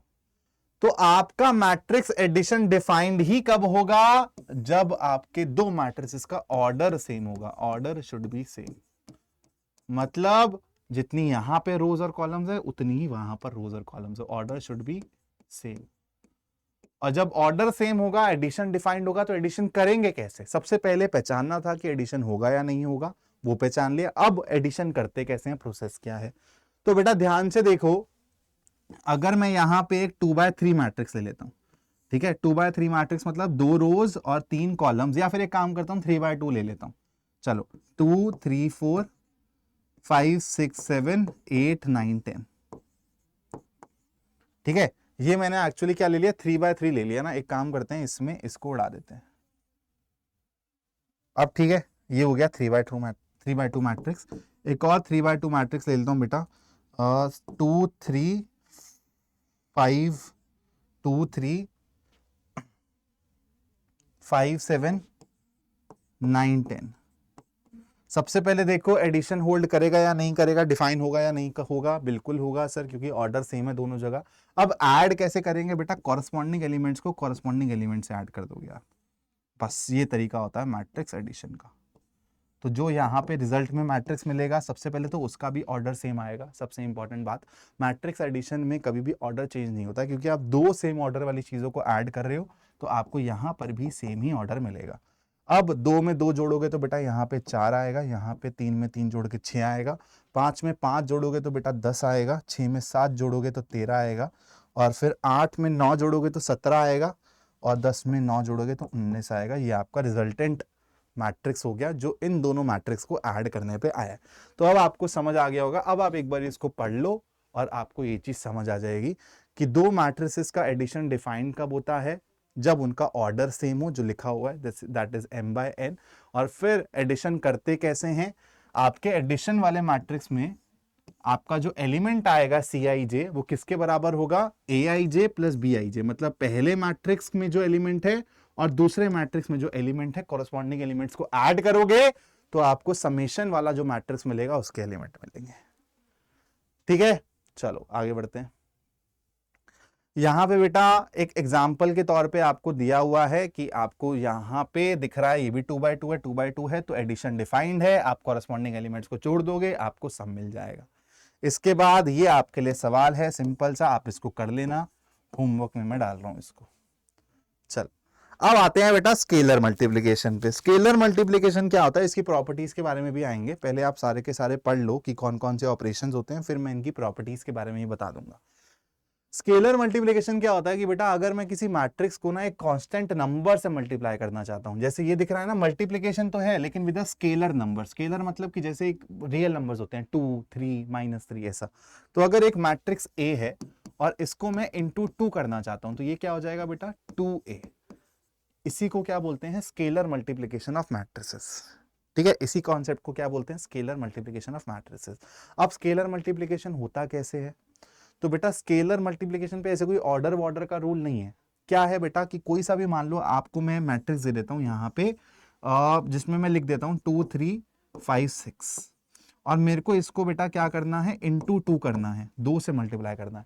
तो मैं कुछ नहीं करूंगा, इस स्केलर नंबर को ना हर एक के पास ले जाऊंगा और उससे मल्टीप्लिकेशन दे दूंगा बस। तो स्केलर मल्टीप्लिकेशन में क्या होता है, you multiply every entry by that scalar number and write down the matrix, that is it. तो आप समझ आ गया होगा, ये डेफिनेशन पढ़ो एक बार ही समझ आ जाएगा। इन जनरल वी में define multiplication of a matrix by a scalar as follows. अगर आपका एक में ए मैट्रिक्स है जहां पे आपने एलिमेंट्स को ऐसे डिस्क्राइब किया है m/n ऑर्डर का, and k is a scalar number जिससे आपको मल्टीप्लाई करना है, then Ka is another matrix which is obtained by multiplying each element of A by the scalar K। Clear है भाई? जैसे यहां पे एग्जांपल के तौर पे आपको एक मैट्रिक्स दिया हुआ है A और स्केलर नंबर है ये, तो आपको अगर Ka बताना हो तो क्या हो जाएगा 21, ये आएगा बेटा 54 -3 और 9। देखो मैंने ओरली आपको बता भी दिया। अब ये एक सवाल है बेटा जहां पे आपको स्केलर मल्टीप्लिकेशन और एडिशन ऑफ मैट्रिसेस दोनों के दोनों कॉन्सेप्ट यूज होते हुए दिखेंगे। तो सबसे पहले आपको 3a + 4b बताना है। तो भाई a को आप 3 से मल्टीप्लाई कर रहे हो, मतलब 3 से स्केलर मल्टीप्लिकेशन कर रहे हो, तो क्या बनेगा आपका बेटा? अगर मैं बात करूं पेन चेंज करके तो 3a क्या हो जाएगा मेरा 3 0 0, हर एक एंट्री को 3 से मल्टीप्लाई कर देंगे 0 0 0 6। और अगर मैं बात करूं बेटा इसमें ऐड करना है मेरे को 4b, तो 4b ऐड कैसे होगा, ये मेरा 4b है, तो हर एक एंट्री को 4 से मल्टीप्लाई कर दो तो ये हो जाएगा 4 2 की 8 0 0 0 0 4 तिया 12 और ये हो जाएगा 0 0 और ये हो जाएगा बेटा 4 इंटू -1 -4। अब ऐड करना आपको आता है, ऐड कैसे करते हैं बेटा, कॉरेस्पॉन्डिंग एंट्रीज को जोड़ते चले जाओ। तो अब ये भी 3/3 है, 3/3 है, तो भैया जी सबसे पहले तो एडिशन डिफाइंड है, यस। अब 3 में 8 जोड़ोगे तो बेटा 11 मिलेगा, ये 0 0 0 में 0 जोड़ोगे तो 0 मिलेगा, 0 में 0 जोड़ोगे तो 0 मिलेगा, -3 + 12 ये हो जाएगा 9, 0 में 0 जोड़ोगे तो 0 मिलेगा, 0 में 0 जोड़ोगे 0, 6 - 4 2, ये हो गया आपका answer, that is 3a + 4b। सवाल समाप्त। चलो अब आते हैं बेटा negative of a matrix. Negative of a matrix और कुछ नहीं है यार, जब आप एक मैट्रिक्स को स्केलर मल्टीप्लाई करो -1 से। क्या बोला मैंने कि आपको a से -a बनाना है बेटा, नेगेटिव ऑफ अ मैट्रिक्स। तो ये -a और कुछ नहीं है बेटा, ये -1 इंटू a है, that means scalar multiplication bye -1, scalar multiplication bye -1। अब आप ध्यान से देखना, अगर मैं आपको बोलूं कि आप अब यहां से ये वाला कॉन्सेप्ट भी सीख लो कि अगर आपको a - b निकालना है, मतलब आपको दो मैट्रिसेस के बीच में सब्ट्रैक्शन का साइन दिखे, तो ये और कुछ नहीं है बेटा, आपने a में ऐड किया है नेगेटिव ऑफ b को, बस। एडिशन आपको पता है कैसे करते हैं, बस वहां से आपका सब्ट्रैक्शन का फंडा भी क्लियर हो गया। अब देखना आप सब्ट्रैक्शन में कुछ नहीं होता, आने वाले एग्जांपल पे जैसे हम लोग कॉरेस्पॉन्डिंग एलिमेंट्स को ऐड करते थे, जब हमको सब्ट्रैक्ट करना हो तो हम कॉरेस्पॉन्डिंग एलिमेंट्स को सब्ट्रैक्ट कर देते हैं। वही रूल चलेगा जो एडिशन का चलता था। नेगेटिव ऑफ अ मैट्रिक्स के कॉन्सेप्ट से हम लोग इसको सब्ट्रैक्शन को भी समझ सकते हैं कि कैसे वो एडिशन के बराबर ही है, एडिशन ही है एक तरीके से। तो नेगेटिव ऑफ अ मैट्रिक्स कुछ नहीं होता बेटा, आपको अगर क्वेश्चन आए और बोले कि इस मैट्रिक्स का नेगेटिव निकाल दो, तो आपको हर एक एलिमेंट को -1 से मल्टीप्लाई कर देना है। जैसे यहां पे -a पूछ रहा है, तो -a क्या हो जाएगा बेटा आपका -3 -1 5 और -6। ठीक है, चलो आगे चलते हैं। अब बेटा डिफरेंस ऑफ अ मैट्रिक्स पे आते हैं, ये वही कॉन्सेप्ट है जो मैंने आपको बता दिया। अगर आपका एक मैट्रिक्स है A जहां पे एलिमेंट्स ऐसे दिख रहे हैं, B पे ऐसे दिख रहे हैं, are two matrices of the same order के ही एलिमेंट्स को मैट्रिसेस को सब्ट्रैक्ट कर सकते हैं, क्योंकि सब्ट्रैक्शन इज नथिंग बट बेटा एक्चुअली आपका एडिशन ही तो है वो। कुछ नहीं कर रहे, दो मैट्रिसेस को ऐड कर रहे हैं, पहले वाले को सिमिलर तरीके से लिख रहे हो, दूसरे वाले को नेगेटिव ऑफ अ मैट्रिक्स की तरीके से लिख रहे हो, बस। Say m by n, then the difference a minus b is defined as matrix D। जहां पे आप एलिमेंट्स को ऐसे लिख रहे हो, तो आपका जो आपके सब्ट्रैक्शन मैट्रिक्स में एलिमेंट आएंगे वो कैसे आएंगे, कॉरेस्पॉन्डिंग एलिमेंट्स को माइनस करके आएंगे, ठीक है, for all value of I and J. In other words, यहां से दूसरे तरीके से आप सोच सकते हो, a minus b is equal to a plus minus 1 into b, that is sum of the matrix A and the negative of matrix B। तो अगर आपको बेटा सब्ट्रैक्शन करना है तो आप दो तरीके से उसको विजुअलाइज कर सकते हो। एक तो आप कॉरेस्पॉन्डिंग एलिमेंट्स को डायरेक्टली माइनस कर दो तो भी आपको आंसर मिल जाएगा, या तो आप मैट्रिक्स में दूसरे मैट्रिक्स का नेगेटिव ऐड कर दो। जैसे यहां पे बेटा 2a माइनस बी निकालना, ध्यान से देखना, मैं आपको समझा देता हूं एक एग्जांपल से। जैसे यहां पे 2a क्या हो जाएगा बेटा आपका 2 4 6 4 6 2, ठीक है। इसमें आपको माइनस करना है बेटा b क्या है आपका 3 -1 3 -1 0। तो अगर मेरे को माइनस करना है तो बेटा मैं एक चीज क्या कर सकता हूं, मैं डायरेक्टली कॉरेस्पॉन्डिंग एलिमेंट्स को माइनस कर सकता हूं। 2 - 3 क्या हो जाएगा, 2 - 3 हो जाएगा बेटा -1। 4 माइनस ऑफ -1 क्या हो जाएगा, दैट इज 5 हो जाएगा। 6 माइनस ऑफ 3 क्या हो जाएगा बेटा 3 के बराबर हो जाएगा। 4 माइनस ऑफ -1 क्या हो जाएगा, अगेन 5 हो जाएगा। 6 माइनस ऑफ 0 क्या हो जाएगा बेटा 6 हो जाएगा। और 2 माइनस ऑफ 2 क्या हो जाएगा 0 हो जाएगा। तो ये आपको 2a माइनस b मिल गया। इसी को दूसरा तरीका क्या है समझने का, कि आप इस वाले मैट्रिक्स में 2a में प्लस करो -b, मतलब नेगेटिव ऑफ b को। नेगेटिव ऑफ b क्या होगा, इस माइनस को आप अंदर भेज दोगे, -1 से स्केलर मल्टीप्लाई कर दोगे, तो इसको आप कैसे लिख सकते हो, this plus that is 2 4 6 4 6 2 plus negative of b। Negative of b क्या हो जाएगा बेटा -3 1 अगेन -3 1 0 -2। बस अब इनको ऐड कर दो, तो 2 - 3 करोगे तो देखो -1 मिलेगा। 4 - 1 करो, 4 + 1 करोगे तो 5 मिलेगा। 6 - 3 करोगे तो 3 मिलेगा। तो दोनों तरीके से आप सोच सकते हो, ठीक है। चलो आगे बढ़ते हैं भाई। अब आते हैं प्रॉपर्टीज की बात करते हैं, मैट्रिक्स एडिशन की और स्केलर मल्टीप्लिकेशन की, इन सब की प्रॉपर्टीज के बारे में थोड़ा सा वार्तालाप करते हैं।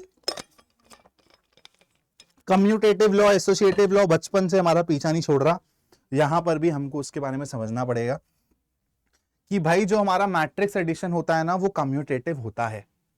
दैट मीन्स कि अगर आप एक मैट्रिक्स में दूसरा मैट्रिक्स ऐड करो, इस ऑर्डर में ऐड करो या फिर इस ऑर्डर में ऐड करो, आपको जो रिजल्ट मिलने वाला है वो सेम मिलने वाला है। ये हमारी पहली प्रॉपर्टी कहती है मैट्रिक्स एडिशन की। दूसरी प्रॉपर्टी क्या है बेटा, एसोसिएटिव लॉ।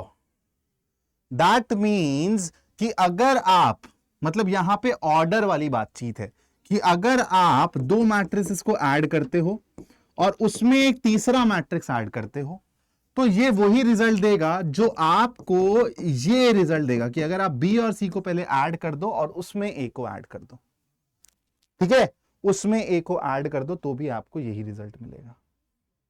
क्लियर है भाई।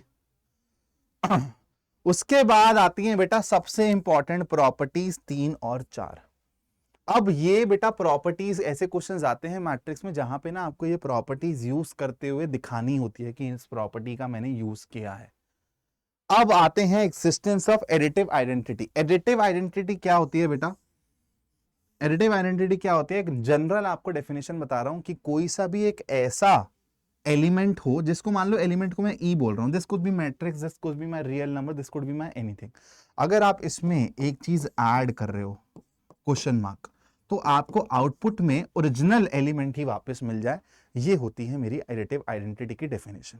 तो अब मैं चैप्टर मैट्रिक्स पढ़ रहा हूं, तो मतलब ये मेरा एलिमेंट मैट्रिक्स हो जाएगा। तो मेरे को अपने मैट्रिक्स में मान लो ए मैट्रिक्स में कुछ ऐसा ऐड करना है बच्चों कि मेरे को ए मैट्रिक्स ही मिल जाए आउटपुट में। तो ये क्वेश्चन मार्क की जगह क्या हो सकता है, आप खुद सोचो। आपने एडिशन ऑफ मैट्रिक्स पढ़ लिया, तो अगर आपको ये क्वेश्चन मार्क वाले मैट्रिक्स में हर जगह 0 0 दिख जाए, तो मतलब कॉरेस्पॉन्डिंग एडिशन होके भी नहीं हो रहा है। तो आपको सेम ही मैट्रिक्स मिल जाएगा एज आउटपुट। तो आपकी किसी भी मैट्रिक्स की एडिटिव आइडेंटिटी क्या होती है? नल मैट्रिक्स या फिर जीरो मैट्रिक्स। और इसी को बोलते हैं that existence of additive identity.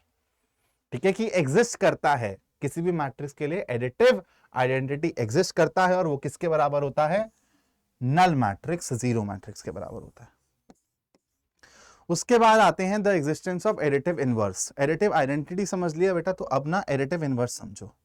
Additive inverse क्या होता है कि आप किसी भी एलिमेंट में, this could be matrix, it could be any number, anything, अगर आप इसमें कुछ ऐसा नंबर ऐड करते हो कि आपको दिखता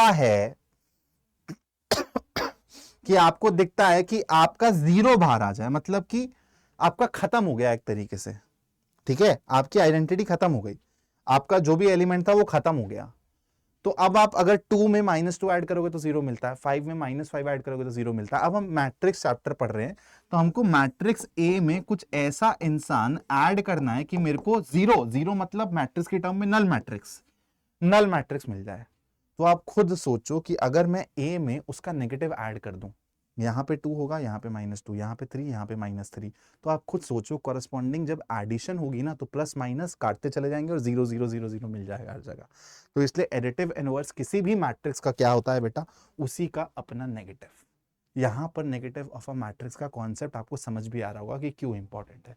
तो ये 4 प्रॉपर्टीज आपको matrix addition point of view से दिमाग में रखनी है, क्वेश्चंस में भी यूज होते हुए बार बार ही आपको ये दिखेंगे। चलो इस वाले अब आते हैं प्रॉपर्टीज ऑफ स्केलर मल्टीप्लिकेशन। ठीक है, एडिशन की प्रॉपर्टीज हमने सीख ली। स्केलर मल्टीप्लिकेशन की प्रॉपर्टीज क्या कहती हैं, जल्दी से देख लेते हैं। कि अगर आप लेते हो दो मैट्रिक्स का एडिशन और उसके ऊपर स्केलर मल्टीप्लिकेशन करते हो, तो ये डिस्ट्रीब्यूट हो जाएगा कैसे?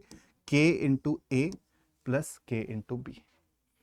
अगर आप एक मैट्रिक्स लेते हो और दो स्केलर नंबर्स को एडिशन में इसके ऊपर लगाना चाहते हो, तो फिर बी डिस्ट्रीब्यूट हो जाएगा, that is k1 into A plus k2 into A. अगर आप दो स्केलर नंबर्स लेते हो मल्टीप्लिकेशन में और उसको स्केलर मल्टीप्लाई करना चाहते हो किसी मैट्रिक्स के साथ, तो आप इन दोनों में से किसी एक को पहले पिक कर लो, किसी को भी एक को, चाहे वो L है चाहे वो K है। तो अगर आप LA करोगे तो उससे भी आपको सेम रिजल्ट मिलेगा, अगर आप KA लेते हो पहले फिर L से करते हो तो भी आपको सेम रिजल्ट मिलेगा। मतलब अगर आप दो स्केलर से मल्टीप्लाई करना चाहते हो मैट्रिक्स को, मान लो मेरे को 2 और 3 से मल्टीप्लाई करना है, तो चाहे मैं पहले 3 से कर दूं और बाद में 2 से करूं तो भी फर्क नहीं पड़ेगा, पहले मैं 2 से कर दूं बाद में 3 से करूं तो भी फर्क नहीं पड़ेगा। क्लियर? चलो, ये बेटा आपके एनसीईआरटी का बहुत इंपॉर्टेंट सवाल है। यहां पे आप लोगों को ना थोड़ा सा प्रॉपर्टीज के बारे में देखने को मिलेगा कि कैसे यूज करते हैं, तो इसलिए मैं इस क्वेश्चन को बहुत शिद्दत से सॉल्व करूंगा, ध्यान से देखना। कुछ बच्चे क्या करते हैं, इस क्वेश्चन को कैसे बनाकर आ जाएंगे, जहां पे बेटा अब एग्जामिनर पे डिपेंड करता है, शायद वो इस तरीके से आपको फुल मार्क्स दे भी दे, शायद ना दे। अगर वो प्रॉपर रूल बुक अपने दिमाग में लेके बैठेगा ना कि इस बच्चे ने प्रॉपर तरीके से नहीं सॉल्व किया, तो आपका 1 मार्क कट जाएगा। इसलिए मैं आपको सजेस्ट करूंगा जिस तरीके से मैं समझा रहा हूं ना, प्रेजेंटेशन आपको इस क्वेश्चन की उसी तरीके से करनी है। अब यहाँ पे मैट्रिक्स एक्स निकालना ना, बच्चे क्या करते हैं, ये एक मैट्रिक्स की इक्वेशन है बेटा, यहाँ पे ए एक्स बी ये मैट्रिक्स है, बच्चे इसको एक नंबर की तरह, रियल नंबर की तरह मान लेते हैं और इसको सॉल्व कर देते हैं। कैसे कि सर 3x मेरा 5b माइनस 2a के बराबर होगा, तो x की वैल्यू क्या हो जाएगी सर 1/3 5b माइनस 2a। तो फटाफट से मैं 5b निकाल लेता हूं, 2a निकाल लेता हूं, दोनों का सब्ट्रैक्शन देख लूंगा और 1/3 से स्केलर मल्टीप्लाई कर लूंगा। नहीं निकलेगा इसी फॉर्मूले से, लेकिन पहले यहां तक पहुंचे कैसे हो वो बताना पड़ेगा आपको प्रॉपर्टीज यूज करके। ठीक है, हवा में नहीं लिखनी है बातें, सबसे पहले आपको बताना पड़ेगा कि कैसे आप वहां तक पहुंचे हो बेटा। तो ध्यान से समझो, आपको दिया हुआ है 2a plus 3x is equal to 5b। ठीक है, इज इक्वल टू 5b। बोलो बात समझ आ गई? अब एक बात को समझो, अगर मैं दोनों साइड पे नेगेटिव ऑफ 2a को ऐड कर दूं, मैं क्या बोल रहा हूं, I am adding negative of 2a on both the sides -2a। ठीक है, और इसको बोलते हैं पोस्ट एडिंग, मैं पोस्ट एडिंग कर रहा हूं 5b माइनस 2a। ठीक है, अब मेरी बात को समझना कि आप क्या कर सकते हो बेटा, ये क्या है एक तरीके से, बोलो एक तरीके से यहां पे आपको दिख रहा है 3x माइनस 2a। मैंने यहां पे आपको पहली प्रॉपर्टी बताई थी कम्यूटेटिव प्रॉपर्टी कि a प्लस बी वही होता है जो b प्लस ए होता है। बोलो हाँ या ना, बोलो हाँ या ना। तो आप 3x माइनस 2a लिख लो या फिर माइनस 2a प्लस 3x लिख लो, उससे कुछ फर्क नहीं पड़ता। तो इसको मैं कैसे लिख सकता हूं, 2a minus 2a plus 3x। जो ये सब्ट्रैक्शन है इसको भी आप एडिशन के फॉर्मेट में लिख सकते हो ना, प्लस डाल के और फिर माइनस ब्रैकेट में डाल के। जैसे 3x माइनस 2a और कुछ नहीं है बेटा, 3x प्लस ये है, तो इसको मैंने इस तरीके से लिख दिया कम्यूटेटिव प्रॉपर्टी का यूज करके। अब यहां पे जब आप लिखोगे ना, जब आप एग्जाम में होगे तो यहां पे आपको लिखना पड़ेगा using commutative property of matrix addition. ठीक है, हवा में नहीं करनी है बातें, लिखना है रीजन। यहां पे रीजन होना चाहिए कम्यूटेटिव वाला, तब जाके पूरे मार्क्स बनेंगे। अब आपको पता है 2a माइनस 2a। अब मेरे को एक बात बताओ, यहां पे आपको कोई प्रॉपर्टी लगती हुई दिख रही है, आप एक मैट्रिक्स में उसका नेगेटिव ऐड कर रहे हो, तो ये क्या है, एडिटिव इनवर्स वाली प्रॉपर्टी है। तो यहां से आपको क्या मिलने वाला है बेटा, एक नल मैट्रिक्स मिलने वाला है। अब यहां पे लिखोगे null matrix plus 3x is equal to 5b minus 2a। यहां पे लिखोगे क्या, एडिटिव इनवर्स वाली प्रॉपर्टी। एडिटिव इनवर्स प्रॉपर्टी मेरे को यहां तक लेकर आई है। ये देखो रीजंस को मैं लिख रहा हूं यहां पे, तब जाके एग्जामिनर मेरे से खुश होगा और मेरे को पूरे के पूरे मार्क्स देगा, चाहे 3 नंबर में आए चाहे 5 नंबर में आए। 0 प्लस 3x, किसी भी मैट्रिक्स में अगर आप नल मैट्रिक्स ऐड करते हो, जो कि क्या होता है आपकी एडिटिव आइडेंटिटी, तो आपको आउटपुट में सेम ही मैट्रिक्स मिलता है। अगेन आपकी एक प्रॉपर्टी, सेम क्वेश्चन में आपकी 3 प्रॉपर्टीज यूज हो गई मैट्रिक्स एडिशन की। तो यहां से आएगा 3x is equal to 5b minus 2a, और यहां पे आप दोबारा से रीजन लिखोगे, एडिटिव आइडेंटिटी वाला रीजन लिखोगे। अब यहां से आप क्या करोगे, आप स्केलर मल्टीप्लाई कर रहे हो on both the sides by 1/3। तो यहां से आपको क्या मिलेगा, x will be equal to 1/3 5b minus 2a। Result वही है, लेकिन देखो मेहनत करके लाना पड़ेगा। यहां तक लाओगे, यहां तक पहले आपको नंबर मिलेंगे, फिर आप जब 5b अब इसके आगे आप कर लोगे, इसको 5 से मल्टीप्लाई करना है, इसको 2 से मल्टीप्लाई करना है, दोनों का कॉरस्पॉन्डिंग एलिमेंट्स माइनस करना है, और फिर 1/3 से स्केलर मल्टीप्लाई करना है। ये आप कर लेना, मेरे को बस आपको ये सिखाना था। चलो आगे बढ़ते हैं बच्चों। ये एक और क्वेश्चन है, बहुत इंपॉर्टेंट सवाल है, 2 नंबर में आता है बार बारी। Find x and y if x plus Y is equal to this and x minus Y is equal to this. ठीक है भाई, तो यहां पे अब आपको दिख रहा है कि यार सर ये भी ना एक नंबर्स की तरह ही दिख रहा है कि ये एक तरीके से 2 नंबर्स ऐड हो रहे हैं x प्लस वाई, और ये 2 नंबर्स माइनस हो रहे हैं। लेकिन ध्यान रखना बेटा, ये नंबर्स नहीं है, ये मैट्रिसेस है। क्या है, मैट्रिसेस हैं। तो आपको यहां पे मैं बता देता हूं आपको करना क्या है, आप सॉल्व खुद कर लेना। x प्लस वाई मतलब 2 मैट्रिसेस का एडिशन आपको ये दिख रहा है, और 2 मैट्रिसेस का सब्ट्रैक्शन आपको ये दिख रहा है। तो अगर मैं यहां पे बोलूं बेटा x प्लस वाई, और फिर आपको मैं इसी में ही इसको ऐड कर दूं प्लस x माइनस वाई, ये भी एक मैट्रिक्स है बेटा, ये भी एक मैट्रिक्स है। बोलो हाँ या ना।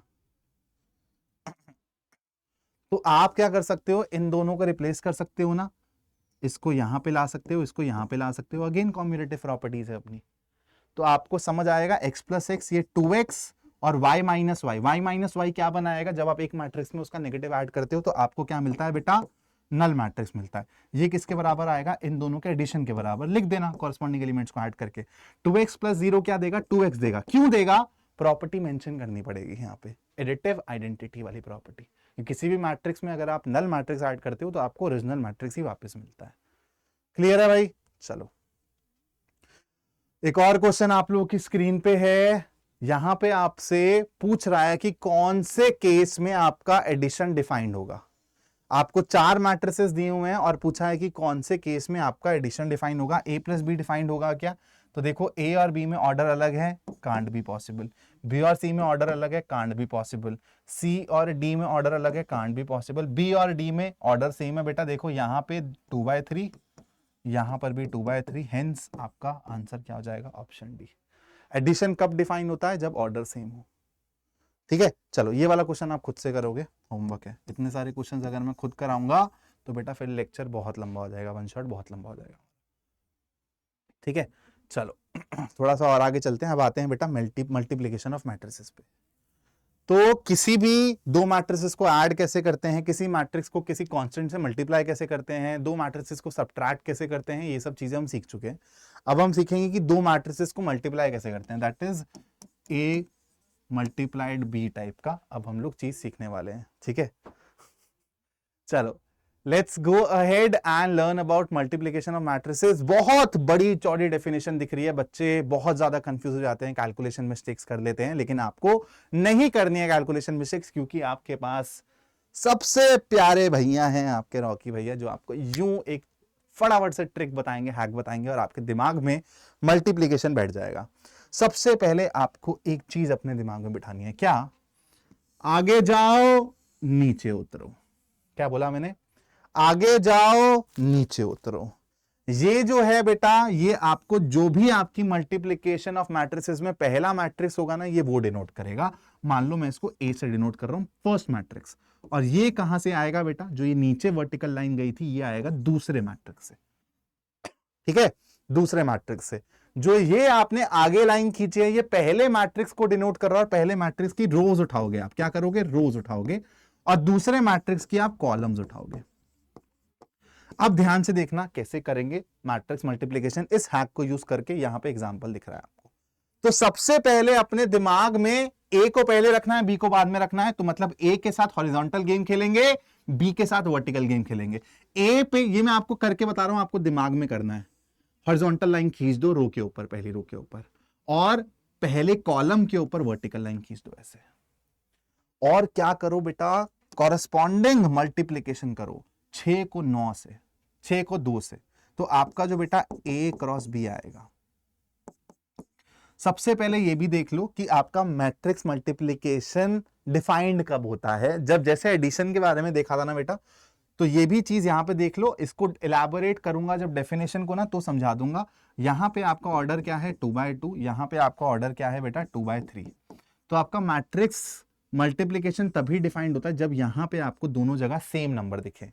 मतलब पहले वाले मैट्रिक्स के जो नंबर ऑफ कॉलम्स है, वो आपकी दूसरे वाले मैट्रिक्स की नंबर ऑफ रोज के बराबर होनी चाहिए। क्यों? खुद देखो, जैसे यहां पे आपको दिख रहा है ना कि यहां पे रो वाइज चल रहे हो, लेकिन एलिमेंट कितने हैं रो में? ये आपको नंबर ऑफ कॉलम बताते हैं 2। यहां पर कितने हैं बेटा? ये कॉलम वाइज तो चल रहे हो, लेकिन जो ये एलिमेंट्स हैं, ये कहां है बेटा? रोज में पड़े हुए हैं, है ना। तो इसलिए अगर आपके यहां पे 2 हैं, तो यहां पर भी 2 होने चाहिए, तभी कॉरेस्पॉन्डिंग काम चल पाएगा। इसलिए ये कॉन्सेप्ट आता है कि मल्टीप्लिकेशन डिफाइन कब होती है? जब आपका यहां पे दूसरा वाला नंबर, मतलब नंबर ऑफ कॉलम्स, यहां पे पहले वाले नंबर से इक्वल दिखे आपको, दैट इज नंबर ऑफ रोज के इक्वल दिखे। और ये भी बात सुन लो कि जो आपका रिजल्टेंट मैट्रिक्स आता है, वो आपको ये बताते हैं पहले वाले नंबर। तो आप जब इन दोनों को मल्टीप्लाई करोगे ना, तो आपको रिजल्ट में पता है कौन मिलेगा? 2/3 मैट्रिक्स मिलेगा, ठीक है। तो आपको अब समझ आ गया होगा कि यहां पे भाई रिजल्ट में 2/3 मैट्रिक्स मिलेगा। अब देखते हैं कैसे मिलेगा। मैंने क्या बोला? हमने लाइनें खींच दी, पहले वाले में हॉरिजॉन्टल और फिर यहां पे वर्टिकल। अब क्या करो बेटा? 6 को 2 के साथ और 9 को 7 के साथ 63, और इनको बीच में ऐड कर दो, बस। फिर क्या करोगे बेटा? 6 9 को ही पकड़ोगे, पहले इसकी सारी रोज को, पहले इसकी पहली रो को इसके सारे कॉलम्स के साथ लोगे, ठीक है। यहां पे बेटा क्योंकि हमारे पास 3 कॉलम्स आने वाली हैं, तो इसको मेरे को थोड़ा सा बड़ा करना पड़ेगा। इसको हम थोड़ा सा और वाइड कर देते हैं।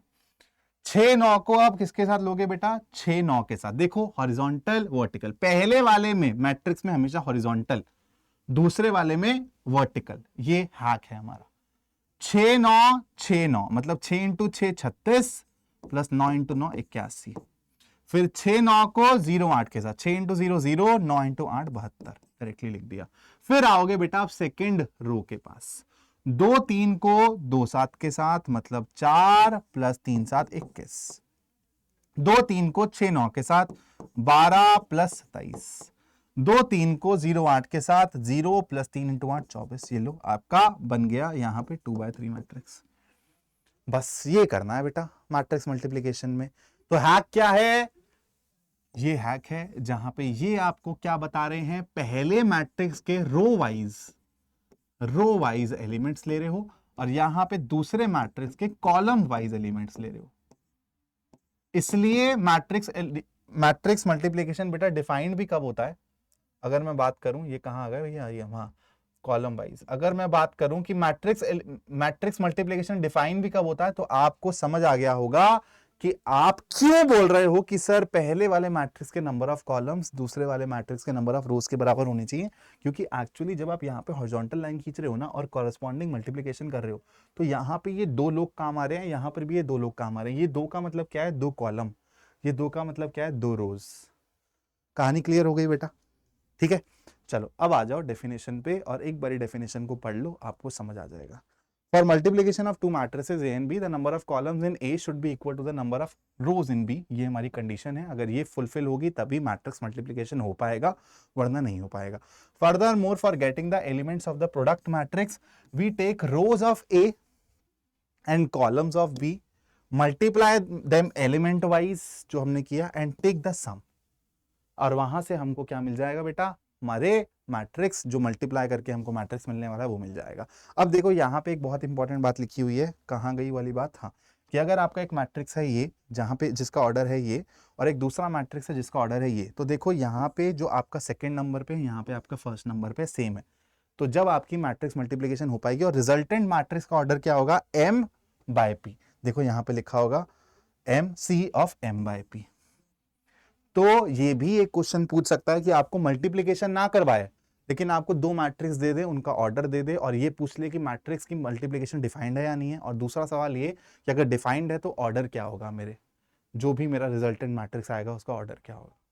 ठीक है, चलो अब बढ़ते हैं आगे। अब बेटा यहाँ पे ना कुछ बातें हैं इंपॉर्टेंट जो आपको सीखनी है, जहां से छुपे छुपे क्वेश्चन बन सकते हैं। अगर अच्छे क्वेश्चन बनाने होंगे ना एग्जामिनर को, तो वो यहां से बनाएगा। ध्यान से देखना, अगर मैं बोलता हूं आपने a और b को मल्टीप्लाई करना है, तो आप बोलोगे सर इनका मल्टीप्लिकेशन तभी हो पाएगा अगर ये कुछ m बाय n टाइप का है और ये sir n by p type का है। मैं बोल दूं कि अगर a b डिफाइंड है तो क्या बेटा b into A be defined होगा?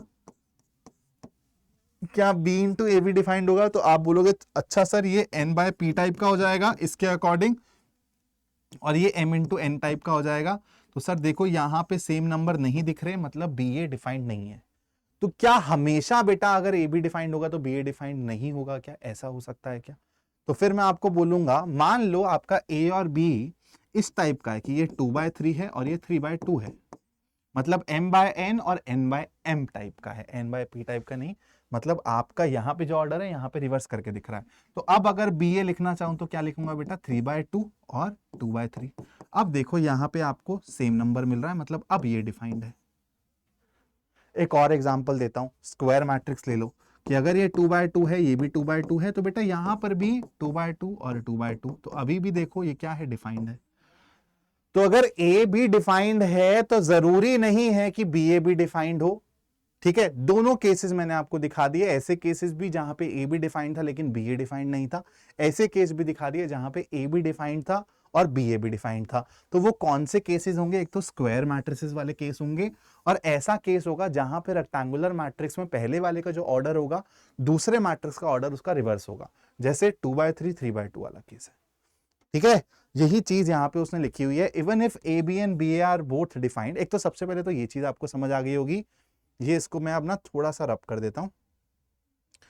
If A B is defined B A will also be defined, ये हमारा सवाल था और ये हमको पता चल गया कि ऐसा जरूरी नहीं है, B A need not to be defined.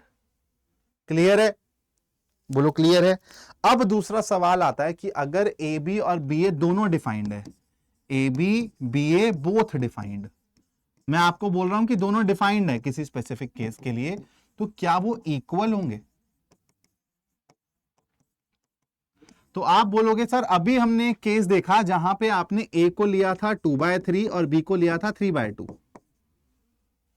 ठीक है, बी को लिया था 3/2, तो आप खुद देखो आपका बी ए बी ये हो गया बेटा। ए बी से रिजल्ट क्या आएगा? अगर मैं पूछूं कि क्या मैट्रिक्स मिलेगा रिजल्ट में, तो आप बोलोगे 2/2 मैट्रिक्स मिलेगा। और बी ए को लिखना चाहूं तो 3/2 और फिर 2/3, तो यहां पे रिजल्ट में क्या मैट्रिक्स मिलेगा? 3/3। क्या आपका कोई भी 2/2 मैट्रिक्स 3/3 के इक्वल हो सकता है? नहीं हो सकता। तो आपको दिखा कि जरूरी नहीं है कि सर अगर ए बी और बी ए डिफाइंड हो तो वो इक्वल हो, जरूरी नहीं है।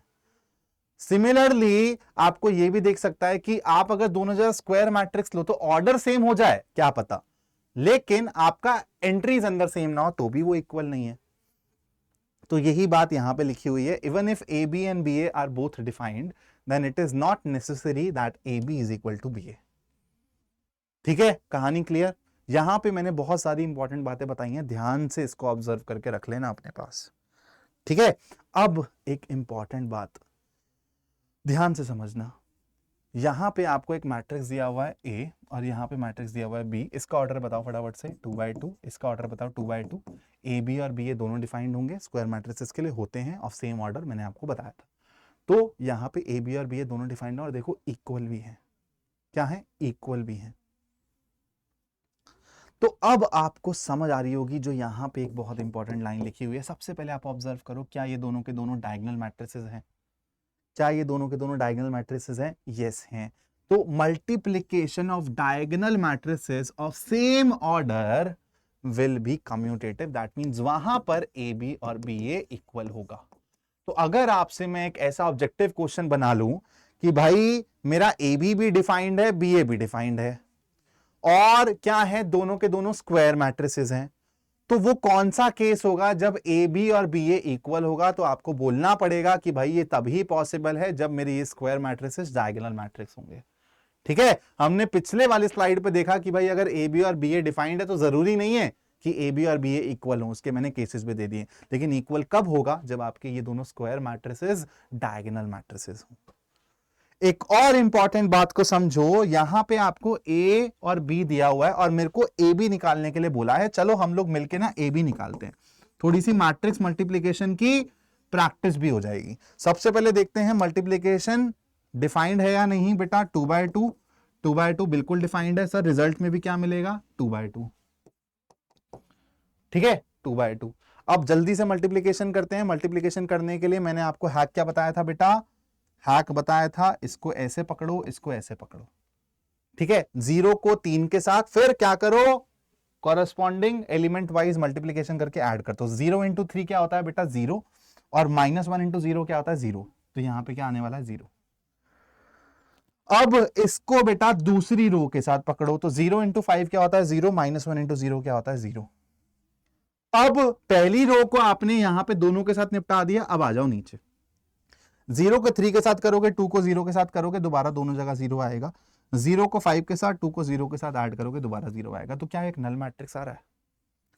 क्या एक नल मैट्रिक्स आ रहा है? आप बोलोगे सर हमें सिखाना क्या चाह रहे हो? अब समझना, अगर आप मैट्रिक्स की दुनिया से बाहर निकल के नॉर्मली अगर आपके सामने एक मैं ऐसी स्टेटमेंट लिखता हूं कि a into B is equal to 0, जहां पे a और b क्या है? आपके दो नंबर्स हैं, मैट्रिक्स की बात नहीं कर रहा, तो आप क्या बोलते हो? Sir this is possible if either a is equal to 0 और b is equal to 0, है ना? यही बोलते हो। अब इसको रिलेट करो मैट्रिक्स से कि आपने a इंटू बी निकाला नल मैट्रिक्स के बराबर जो यहां पे, लेकिन देखो यहां पे ना तो a 0 था ना तो b 0 था, मतलब a और b में से कोई सा भी नल मैट्रिक्स नहीं था। तो मतलब मैट्रिक्स में ये भी पॉसिबल होता है कि आपका दो मैट्रिक्स का प्रोडक्ट आपको नल मैट्रिक्स दे दे और आपके दोनों के दोनों मैट्रिक्स ही नल मैट्रिक्स नहीं थे। समझ रहे हो? ऐसा भी हो सकता है कि इनमें से एक मैट्रिक्स नल होता, दोनों मैट्रिक्स नल होते, तो मेरे को मिलता है। लेकिन ऐसा केस भी पॉसिबल है जहां पे दोनों मैट्रिक्स मेरे नल नहीं है, स्टिल एज अ रिजल्ट मेरे को नल मैट्रिक्स मिल रहा है बेटा। This is very very important और ये रिलेशन, ये रिलेट करना बहुत इंपॉर्टेंट है। क्लियर है कहानी बच्चों? चलो आगे चलते हैं थोड़ा सा। Properties of multiplication of matrices पे आ गया हूं मैं। The associative law for any three matrices A, B and C, we have this whether both sides of the equality are defined. अब बेटा देखो, एसोसिएटिव लॉ हमारा मल्टीप्लिकेशन ऑफ मैट्रिसेस के लिए भी होल्ड करता है।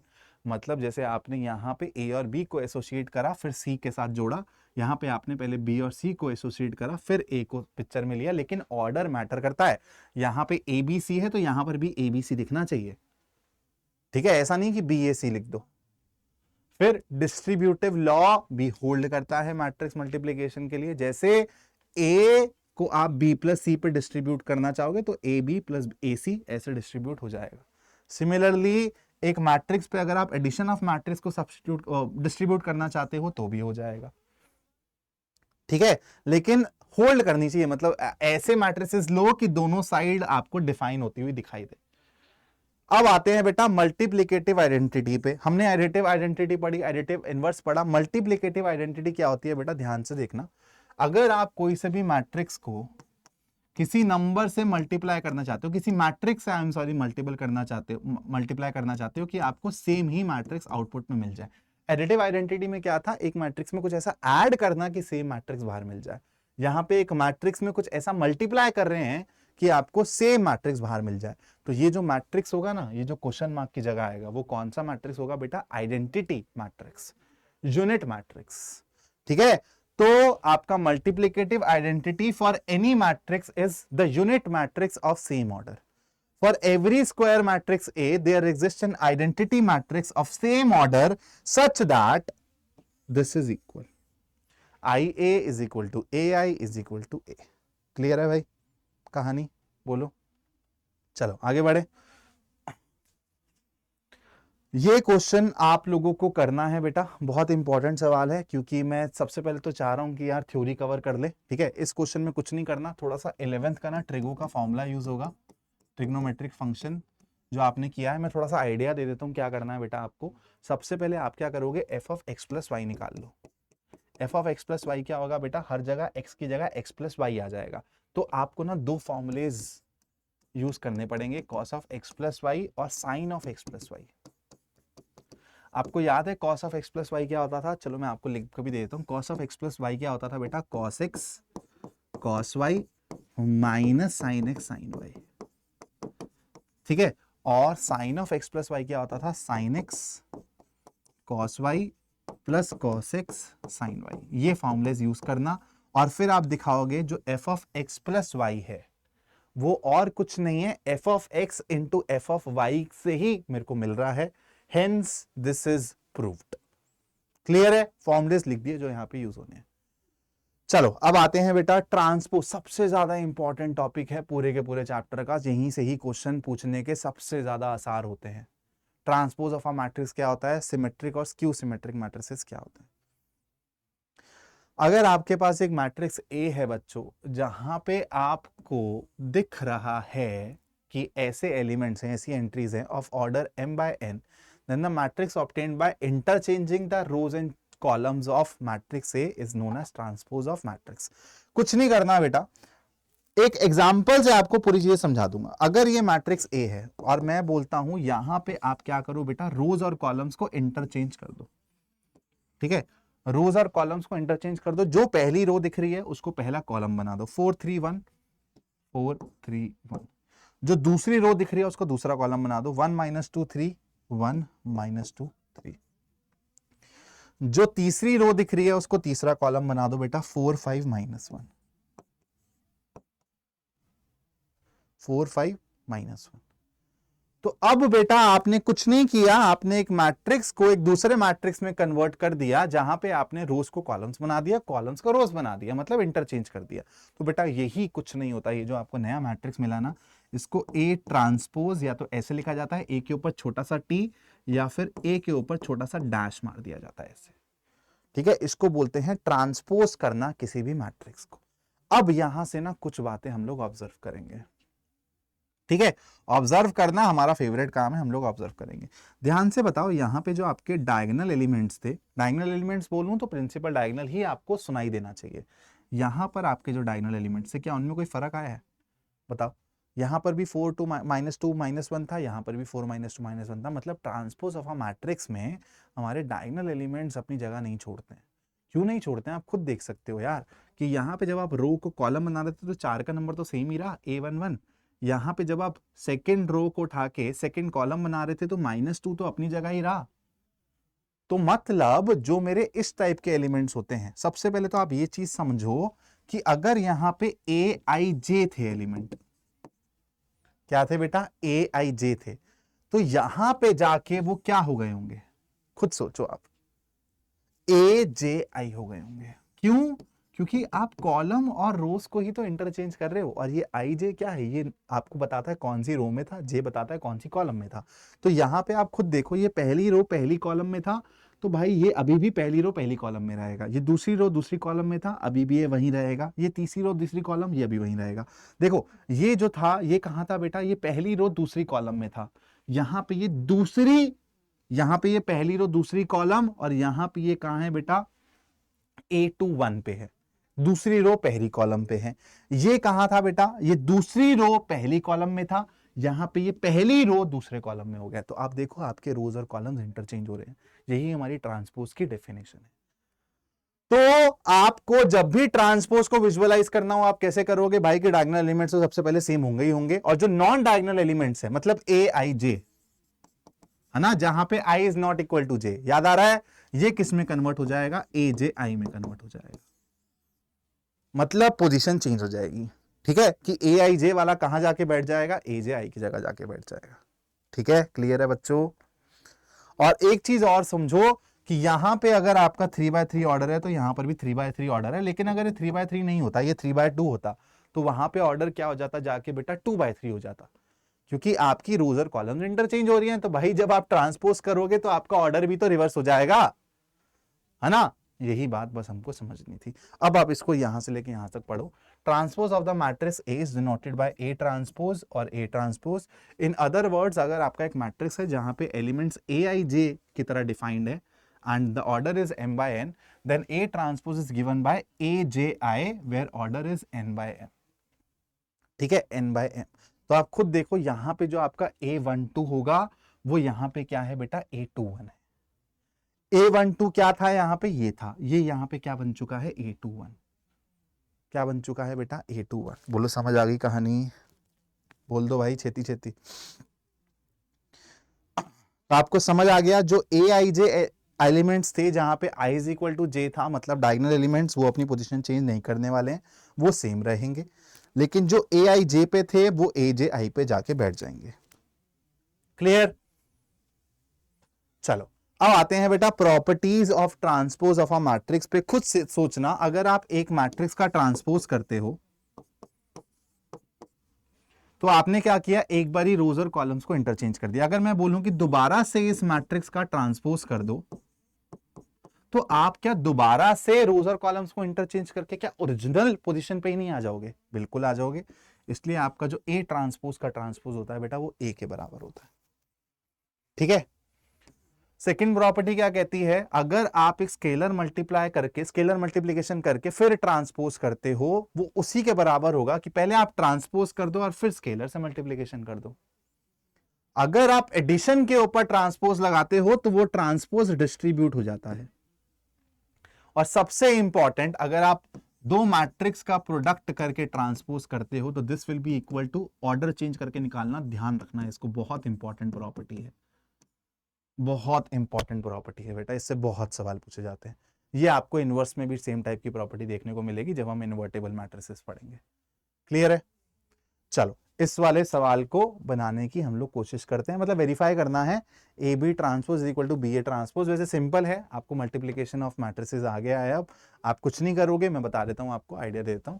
सबसे पहले क्या निकालोगे बेटा, ए इंटू बी करोगे, फिर उसको क्या करोगे, आप ट्रांसपोज करोगे, आपको कुछ रिजल्ट मिल जाएगा। फिर आप लोग इसको ट्रांसपोज करोगे डायरेक्टली, इसको ट्रांसपोज करोगे डायरेक्टली, इन दोनों का प्रोडक्ट करोगे किस फॉर्म में, बी ट्रांसपोज ए ट्रांसपोज की फॉर्म में, और आपको दिखने लगेगा कि ये दोनों इक्वल के बराबर हैं, फिर ये प्रूफ हो जाएगा बस। ठीक है। चलो symmetric and skew symmetric matrices पे आते हैं बेटा। ये बहुत इंपॉर्टेंट टाइप के मैट्रिसेस हैं, कंपटीशन में तो इससे भर भर के क्वेश्चन पूछे जाते हैं। मतलब किसी भी कंपटीशन एग्जाम में आप चले जाओगे तो आपको स्क्यू सिमेट्रिक और सिमेट्रिक मैट्रिसेस पे प्रॉब्लम आती हुई दिखेंगी। सबसे पहले हम लोग सिमेट्रिक मैट्रिसेस को ऑब्जर्व करते हैं, तोड़ते हैं, क्या कहता है सिमेट्रिक मैट्रिक्स। कोई भी स्क्वायर मैट्रिक्स बेटा, ठीक है, रेक्टेंगुलर मैट्रिक्स की बात नहीं कर रहा, कोई भी स्क्वायर मैट्रिक्स अगर आपको ऐसा दिखता है कि जहां पे आपने एक मैट्रिक्स को ट्रांसपोज किया तो आपको दिखा कि यार अगला मेरे को तो सेम ही मैट्रिक्स दोबारा से दिखने लगा है, तो अगर आपको ट्रांसपोज करके दिखे कि मैट्रिक्स आपका सेम ही दिख रहा है तो वैसे मैट्रिक्स को क्या बोला जाता है, सिमेट्रिक मैट्रिक्स। सिमेट्रिक का मतलब क्या होता है बेटा, आपने पढ़ा है, सिमेट्रिसिटी आपको बहुत बारी दिखी होगी, मैथ्स में, फिजिक्स में आपने बहुत जगह सिमेट्रिसिटी, केमिस्ट्री में भी दिखी होगी सिमेट्रिसिटी। सिमेट्रिसिटी का मतलब होता है कि यार अगर मतलब किसी पॉइंट के अबाउट ना कोई चीज सेम है। जैसे अगर मैं बात कर दूं एक स्क्वायर की, तो अगर मैं एक ऐसी लाइन डालूं और इसके अबाउट स्क्वायर को फोल्ड करूं तो मेरे को पता है कि ये दोनों पार्ट मिरर इमेजेस हैं एक दूसरे की, ओवरलैप कर जाएंगे कंप्लीटली।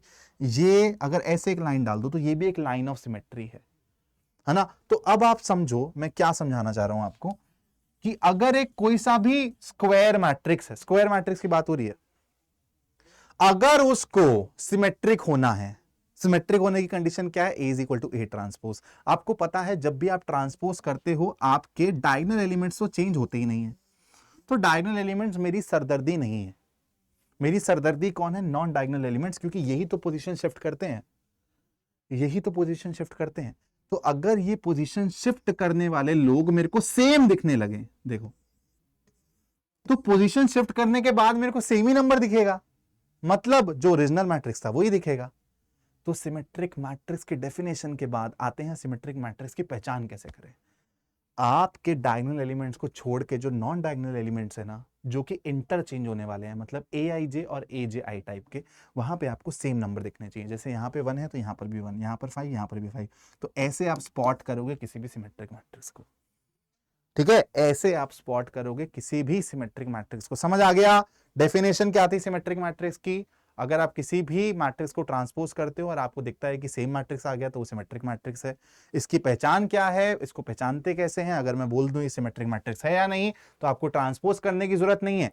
आप डायगोनल एलिमेंट्स को छोड़ दो, उसके अलावा आप नॉन डायगोनल एलिमेंट्स को देखो जो कि इंटरचेंज होने वाले हैं, दैट मींस AIJ और AJI एलिमेंट्स। वहां पे अगर आपको सेम संख्या दिखती है तो मतलब वो सिमेट्रिक मैट्रिक्स है। अब इसको देखो, सिमेट्रिक मतलब समझो, अगर मैं इसको इसके अबाउट फोल्ड कर दूं तो देखो 1 के ऊपर 1, 5 के ऊपर 5, 7 के ऊपर 7 दिख रही है ना सिमेट्रिसिटी। इसको इसलिए इसको सिमेट्रिक मैट्रिक्स बोला जाता है। ये अब आपको किसी बुक में नहीं दिखेगा, जो मैंने अभी आपको ये विजुअलाइज करवाया कि क्यों इसको सिमेट्रिक मैट्रिक्स बोला जाता है। ये आप या तो खुद से सोचोगे या तो आपको एक टीचर ही बताएगा। चलो एक क्वेश्चन करते हैं बेटा, बहुत इंपॉर्टेंट सवाल है बच्चों, बहुत ज्यादा इंपॉर्टेंट सवाल है, इसलिए आराम से समझना है इसको। Show that all positive integral powers of a symmetric matrix are symmetric. अगर मैं बोलूं कोई भी सिमेट्रिक मैट्रिक्स है A, इसकी इंटीग्रल पावर्स क्या हो सकती हैं बेटा, A की पावर 1, A का स्क्वायर, A का क्यूब, A की पावर 4। इसका मतलब और कुछ नहीं होता कि आप मैट्रिक्स को उतनी बारी मल्टीप्लाई करते चले जा रहे हो जैसे नॉर्मल नंबर्स में होता ना वैसे, ठीक है। तो आपने क्या देखा, क्वेश्चन कह रहा है positive integral powers of a symmetric matrix, तो इसको मैं जनरल फॉर्मेट में कैसे लिख सकता हूं बेटा, A की पावर n, जहां पे n एक पॉजिटिव नंबर है। तो मेरे को प्रूफ करना है कि higher power of a symmetric matrix is also symmetric. तो मैं कैसे प्रूफ करूंगा, मैं इसका ट्रांसपोज निकालने की कोशिश करता हूं। सबसे पहले आपको याद है फोर्थ प्रॉपर्टी मैंने जो आपको बताई थी, अगर आप दो मैट्रिसेस को प्रोडक्ट करके ट्रांसपोज करते हो तो इसका ट्रांसपोज खुलता कैसे है, पीछे से खुलता है। तो ये भी कैसे खुलेगा, अब बेटा यहां पे सेम ही मैट्रिक्स से मल्टीप्लाई हो रहा है तो आपको पता है this will be equal to A transpose, ऐसे करते करते n टाइम्स, ठीक है, n टाइम्स इसका मल्टीप्लीकेशन होगा। अब आप मेरे को एक बात बताओ, आपको ये चीज ओरिजिनली दी हुई है कि ये जो मैट्रिक्स है ए, ये अपने आप में एक सिमेट्रिक मैट्रिक्स है, higher power of a symmetric matrix, that means this is given that A transpose is equal to A. तो यहां पे हर जगह आप ए नहीं लिख सकते क्या, लिख सकते हो n टाइम्स। तो ये किसके बराबर है बेटा, a की पावर n। तो आप एक बात बताओ, a की पावर n का ट्रांसपोज आपको अगर a की पावर n के बराबर ही दिख रहा है तो मतलब ट्रांसपोज करने पे आपको सेमी मैट्रिक्स दिख रहा है, हेंस प्रूव्ड। सवाल खत्म, सवाल खत्म। चलो बढ़ते हैं आगे। Symmetric and skew symmetric matrices के बारे में पढ़ते पढ़ते हम लोगों ने सिमेट्रिक मैट्रिक्स को अच्छे से डिस्कवर कर लिया, समझ लिया। अब आते हैं हम लोग स्क्यू सिमेट्रिक मैट्रिसेस पे। स्क्यू सिमेट्रिक मैट्रिक्स का मतलब क्या होता है बेटा, ध्यान से समझना, कि अगर आप एक स्क्वायर मैट्रिक्स को पकड़ते हो और उसको ट्रांसपोज करते हो तो आपको क्या दिखता है कि जो ये आपका ट्रांसपोज वाला मैट्रिक्स है ये और कुछ नहीं है बल्कि पहले वाले मैट्रिक्स का नेगेटिव है। क्या है कि ऐसा लग रहा है कि यार -1 से मल्टीप्लाई कर दिया हो, कैसा लग रहा है कि -1 से मल्टीप्लाई कर दिया हो, बस ये होता है आपका स्क्यू सिमेट्रिक मैट्रिक्स। तो सिमेट्रिक मैट्रिक्स क्या था बेटा कि आप जब ट्रांसपोज कर रहे थे तो आपको सेम मैट्रिक्स दिख रहा था, लेकिन स्क्यू सिमेट्रिक मैट्रिक्स के केस में क्या है कि आपने ट्रांसपोज किया तो आपको ओरिजिनल मैट्रिक्स का नेगेटिव दिख गया। अब ध्यान से देखो बेटा, जब आप किसी का भी ट्रांसपोज करते हो, बहुत इंपॉर्टेंट है स्क्यू सिमेट्रिक मैट्रिक्स को समझना और उसकी प्रॉपर्टीज को समझना। जब भी आप किसी मैट्रिक्स का ट्रांसपोज करते हो तो आपके डायगोनल एलिमेंट्स चेंज नहीं होते, ठीक है, डायगोनल एलिमेंट्स चेंज नहीं होते, और इसके अकॉर्डिंग डायगोनल एलिमेंट्स में -1 हो जाना चाहिए था, लेकिन डायगोनल एलिमेंट्स तो चेंज हो ही नहीं सकते हैं। तो आप मेरे को एक बात बताओ, क्या आप कोई ऐसा मेरे को नंबर दे सकते हो कि जिसको मैं माइनस साइन आगे लगाऊं भी सही तो मेरे को वो सेम ही दिखे? तो आप बोलोगे sir that number is zero, that number is zero.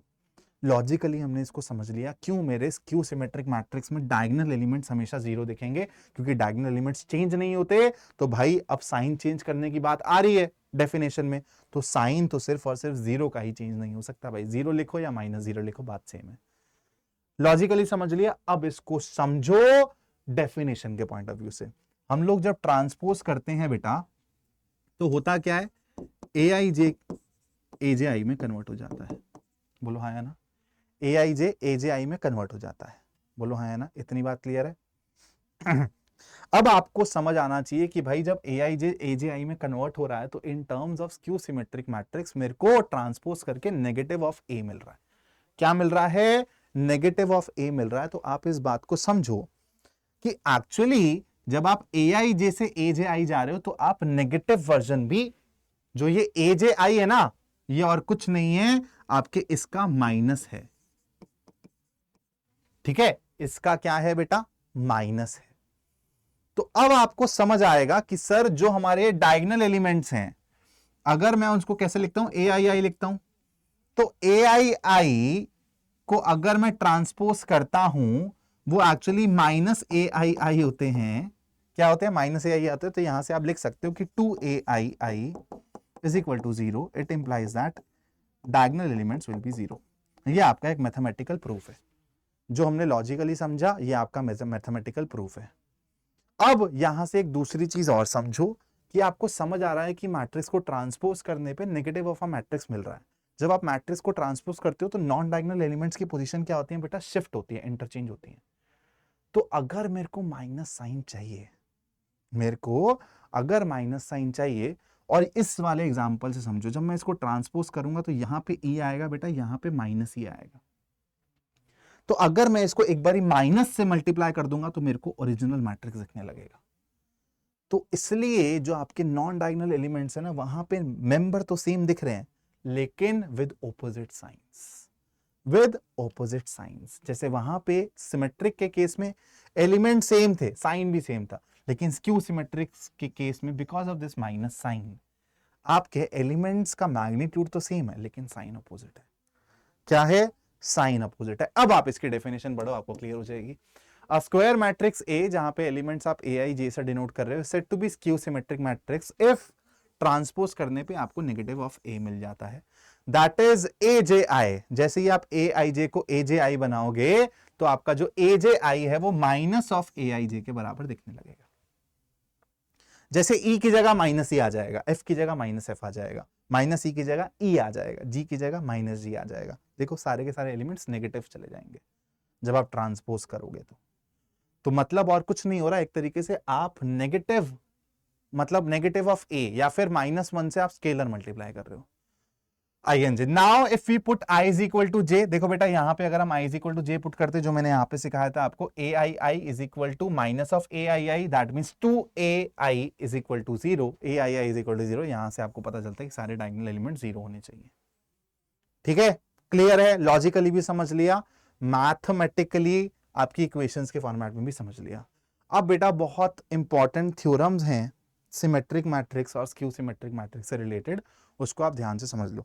Theorem 1 क्या कहती है? For N E square matrix A with real numbers, with real number entries, A plus A transpose is a symmetric matrix and A minus A transpose is a skew symmetric matrix। इसका proof भी आता है, मैं आपको बता देता हूं।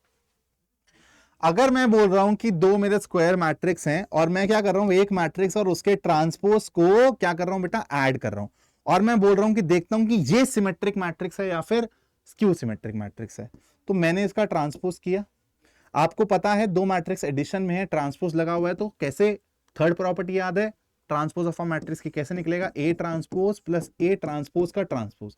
A transpose का ट्रांसपोज क्या होता है बेटा, आपको ए ही देगा। तो आपको यहां पे दिख रहा है कि ए प्लस ए ट्रांसपोज का जब आपने ट्रांसपोज किया तो आपको ओरिजिनल मैट्रिक्स ही वापस मिल गया। हेंस ये क्या है बेटा, सिमेट्रिक है, ये सिमेट्रिक मैट्रिक्स है, ठीक है। और एडिशन कम्यूटेटिव होती है तो इसको आप ए प्लस ए ट्रांसपोज लिख सकते हो।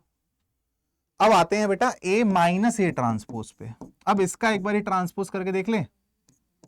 जब आप इसका ट्रांसपोज करोगे अगेन ये कैसे ओपन होगा, A transpose minus of A transpose का ट्रांसपोज, तो ये हो जाएगा बेटा ए ट्रांसपोज माइनस ऑफ, ये क्या हो जाएगा ए, ठीक है, माइनस ऑफ ए।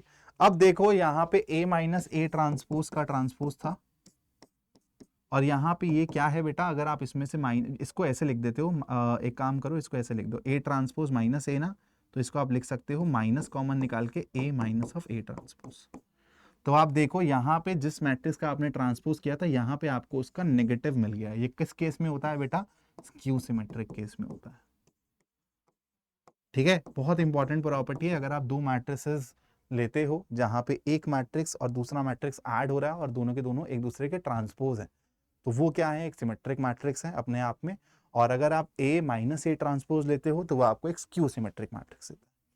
थ्योरम 2 क्या कहती है, बहुत इंपॉर्टेंट है, कोई भी स्क्वायर मैट्रिक्स को आप रिप्रेजेंट कर सकते हो, एक्सप्रेस कर सकते हो in terms of symmetric and skew symmetric matrix. किस तरीके से, A can be written as A plus A transpose, which is a symmetric matrix. Hence, 1/2 times of this is also a symmetric matrix. 1/2 times of A minus A transpose is also a skew symmetric matrix. दोनों को add करेंगे तो आपको A मिलेगा। बहुत important है बेटा, ये कंपटीशन पॉइंट ऑफ व्यू से भी बहुत इंपॉर्टेंट है ये दोनों थ्योरम्स। चलो यहां पे आपको दिया हुआ है, तो बेटा स्क्यू सिमेट्रिक मैट्रिक्स की पहचान क्या होगी, एक तो डायगोनल एलिमेंट्स पे मेरे को 0 दिखने वाला है, और उसके अलावा जो नॉन डायगोनल एलिमेंट्स होंगे वहां पे सेम शक्ल होगी विद पॉजिटिव नेगेटिव साइन। तो अगर ये एक स्क्यू सिमेट्रिक मैट्रिक्स है तो आपको दिख रहा है बेटा कि डायगोनल एलिमेंट 0 है, यस, और जो यहां पर है यहां पे सेम नंबर होना चाहिए विद ऑपोजिट साइंस, 1 -1 -2, यहां पे क्या होना चाहिए, x की जगह बेटा 2 आना चाहिए। Answer is x is equal to 2। चलो थोड़ा सा और आगे बढ़ते हैं। अब आते हैं बेटा इन्वर्टिबल मैट्रिसेस पे, ध्यान से समझना, बहुत इंपॉर्टेंट टॉपिक है।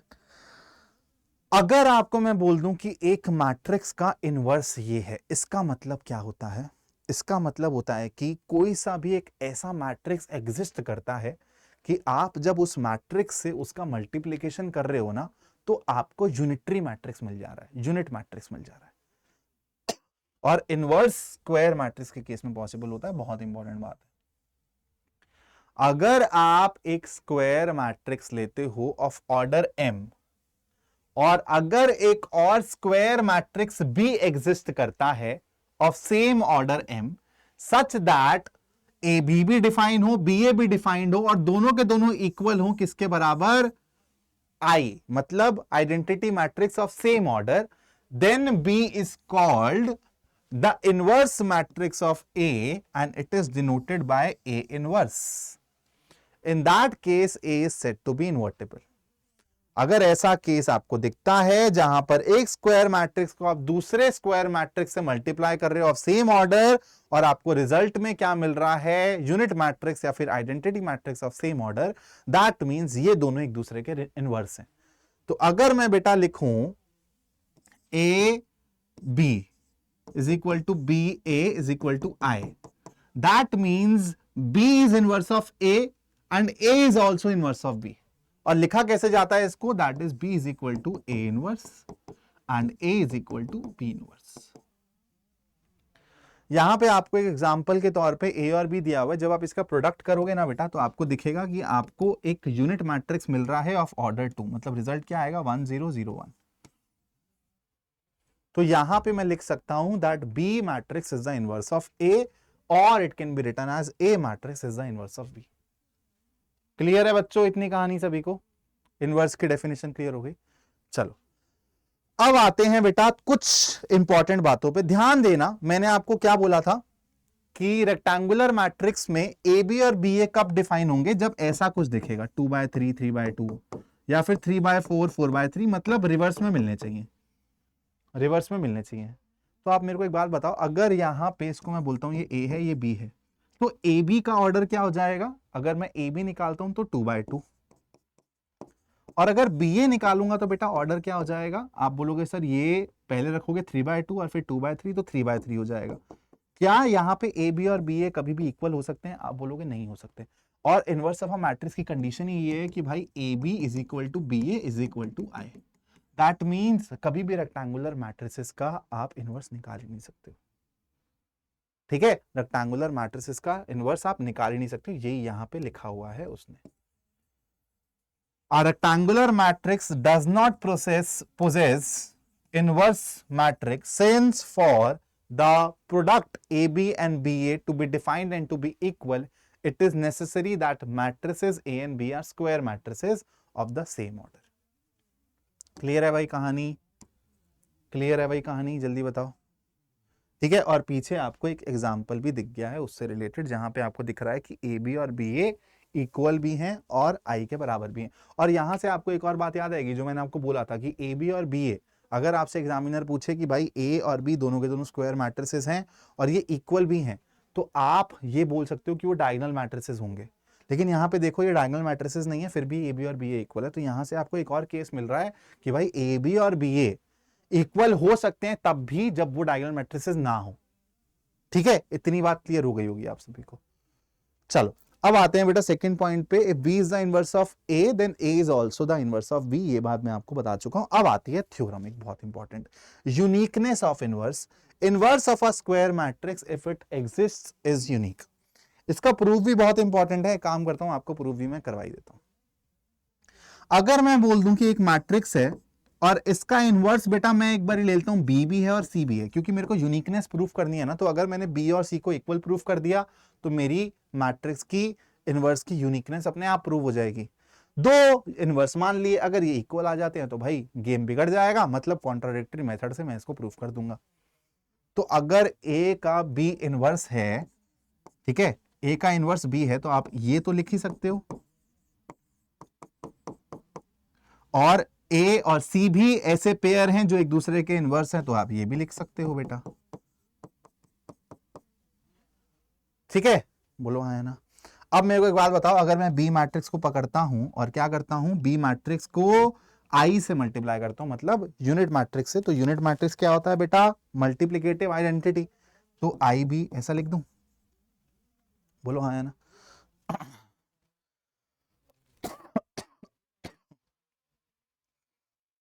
अब एक काम करो, इसको ऐसे लिख दो, आई की जगह डाल दो यार ए सी डाल दो, एक काम करो ए सी बी, है ना, यहां से मैंने क्या किया बेटा, आई की जगह ए सी डाल दिया, ए सी डाल दिया, बोलो हाँ है ना। अब आपको पता है बेटा ए सी किसके बराबर है, सी ए के बराबर है, तो this can be written as C A B.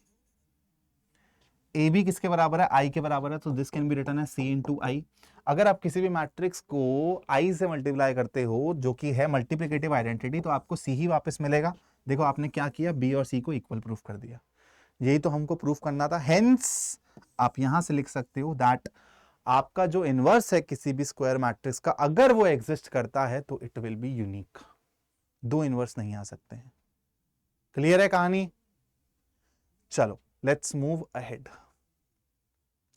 एक दूसरी थ्योरम क्या कहती है, जैसे बेटा याद है आपकी प्रॉपर्टी थी ए इंटू बी ट्रांसपोज, ये कैसे खुलता था, बी ट्रांसपोज ए ट्रांसपोज।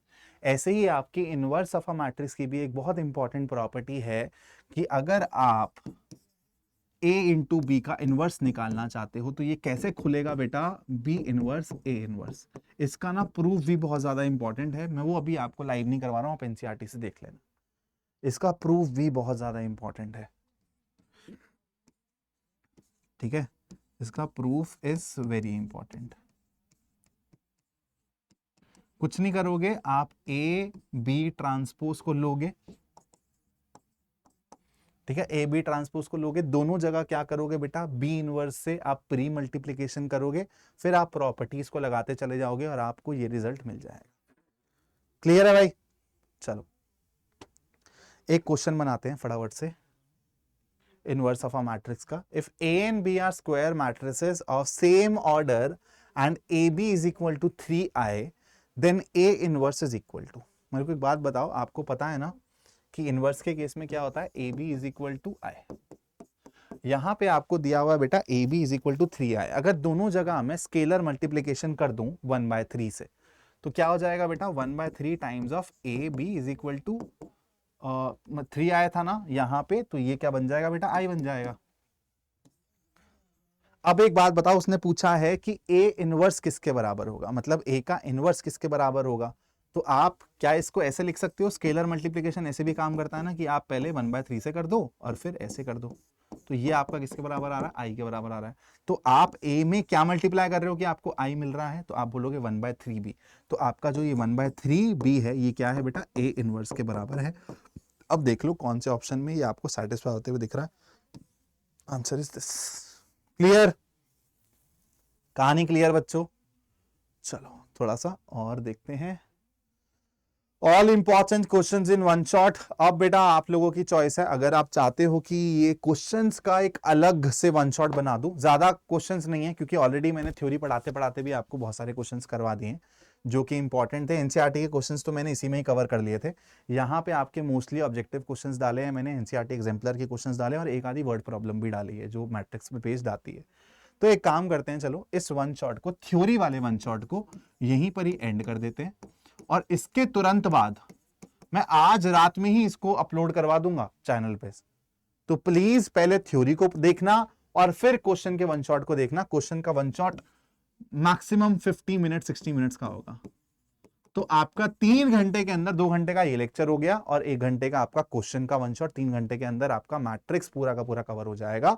एक में थ्योरी है पूरी और एक में आपका क्वेश्चन है, ठीक है। तो चलो बच्चों, मजा आया यार, आई होप अब मैट्रिक्स से तुम लोगों को कोई लेना देना नहीं रहेगा, आराम से मैट्रिक्स को साइड रख दो क्योंकि मैट्रिक्स में तुम्हारा फुल स्कोर आने वाला है। अब इसके बाद बेटा डिटरमिनेंट्स की कहानी चालू करेंगे, फिर धीरे धीरे अपने फेवरेट जोन कैलकुलस में घुसेंगे। मजा आएगा कैलकुलस पढ़ने में, पहले इजी थे चैप्टर उड़ा देते हैं और आई होप आपके इंटरनल में मार्क्स अच्छे आए हों, और अगर हो गए इंटरनल के एग्जाम्स और मार्क्स भी मिल गए हैं तो यार कमेंट में ज़रा बता देना और थोड़ा सा बोलना कि सर आपका भी थोड़ा सा योगदान है इसमें, अच्छा लगता है यार तुम लोग तारीफ करते हो तो। चलो, see you all in the next session, till then take care बच्चों and stay safe, bye bye guys.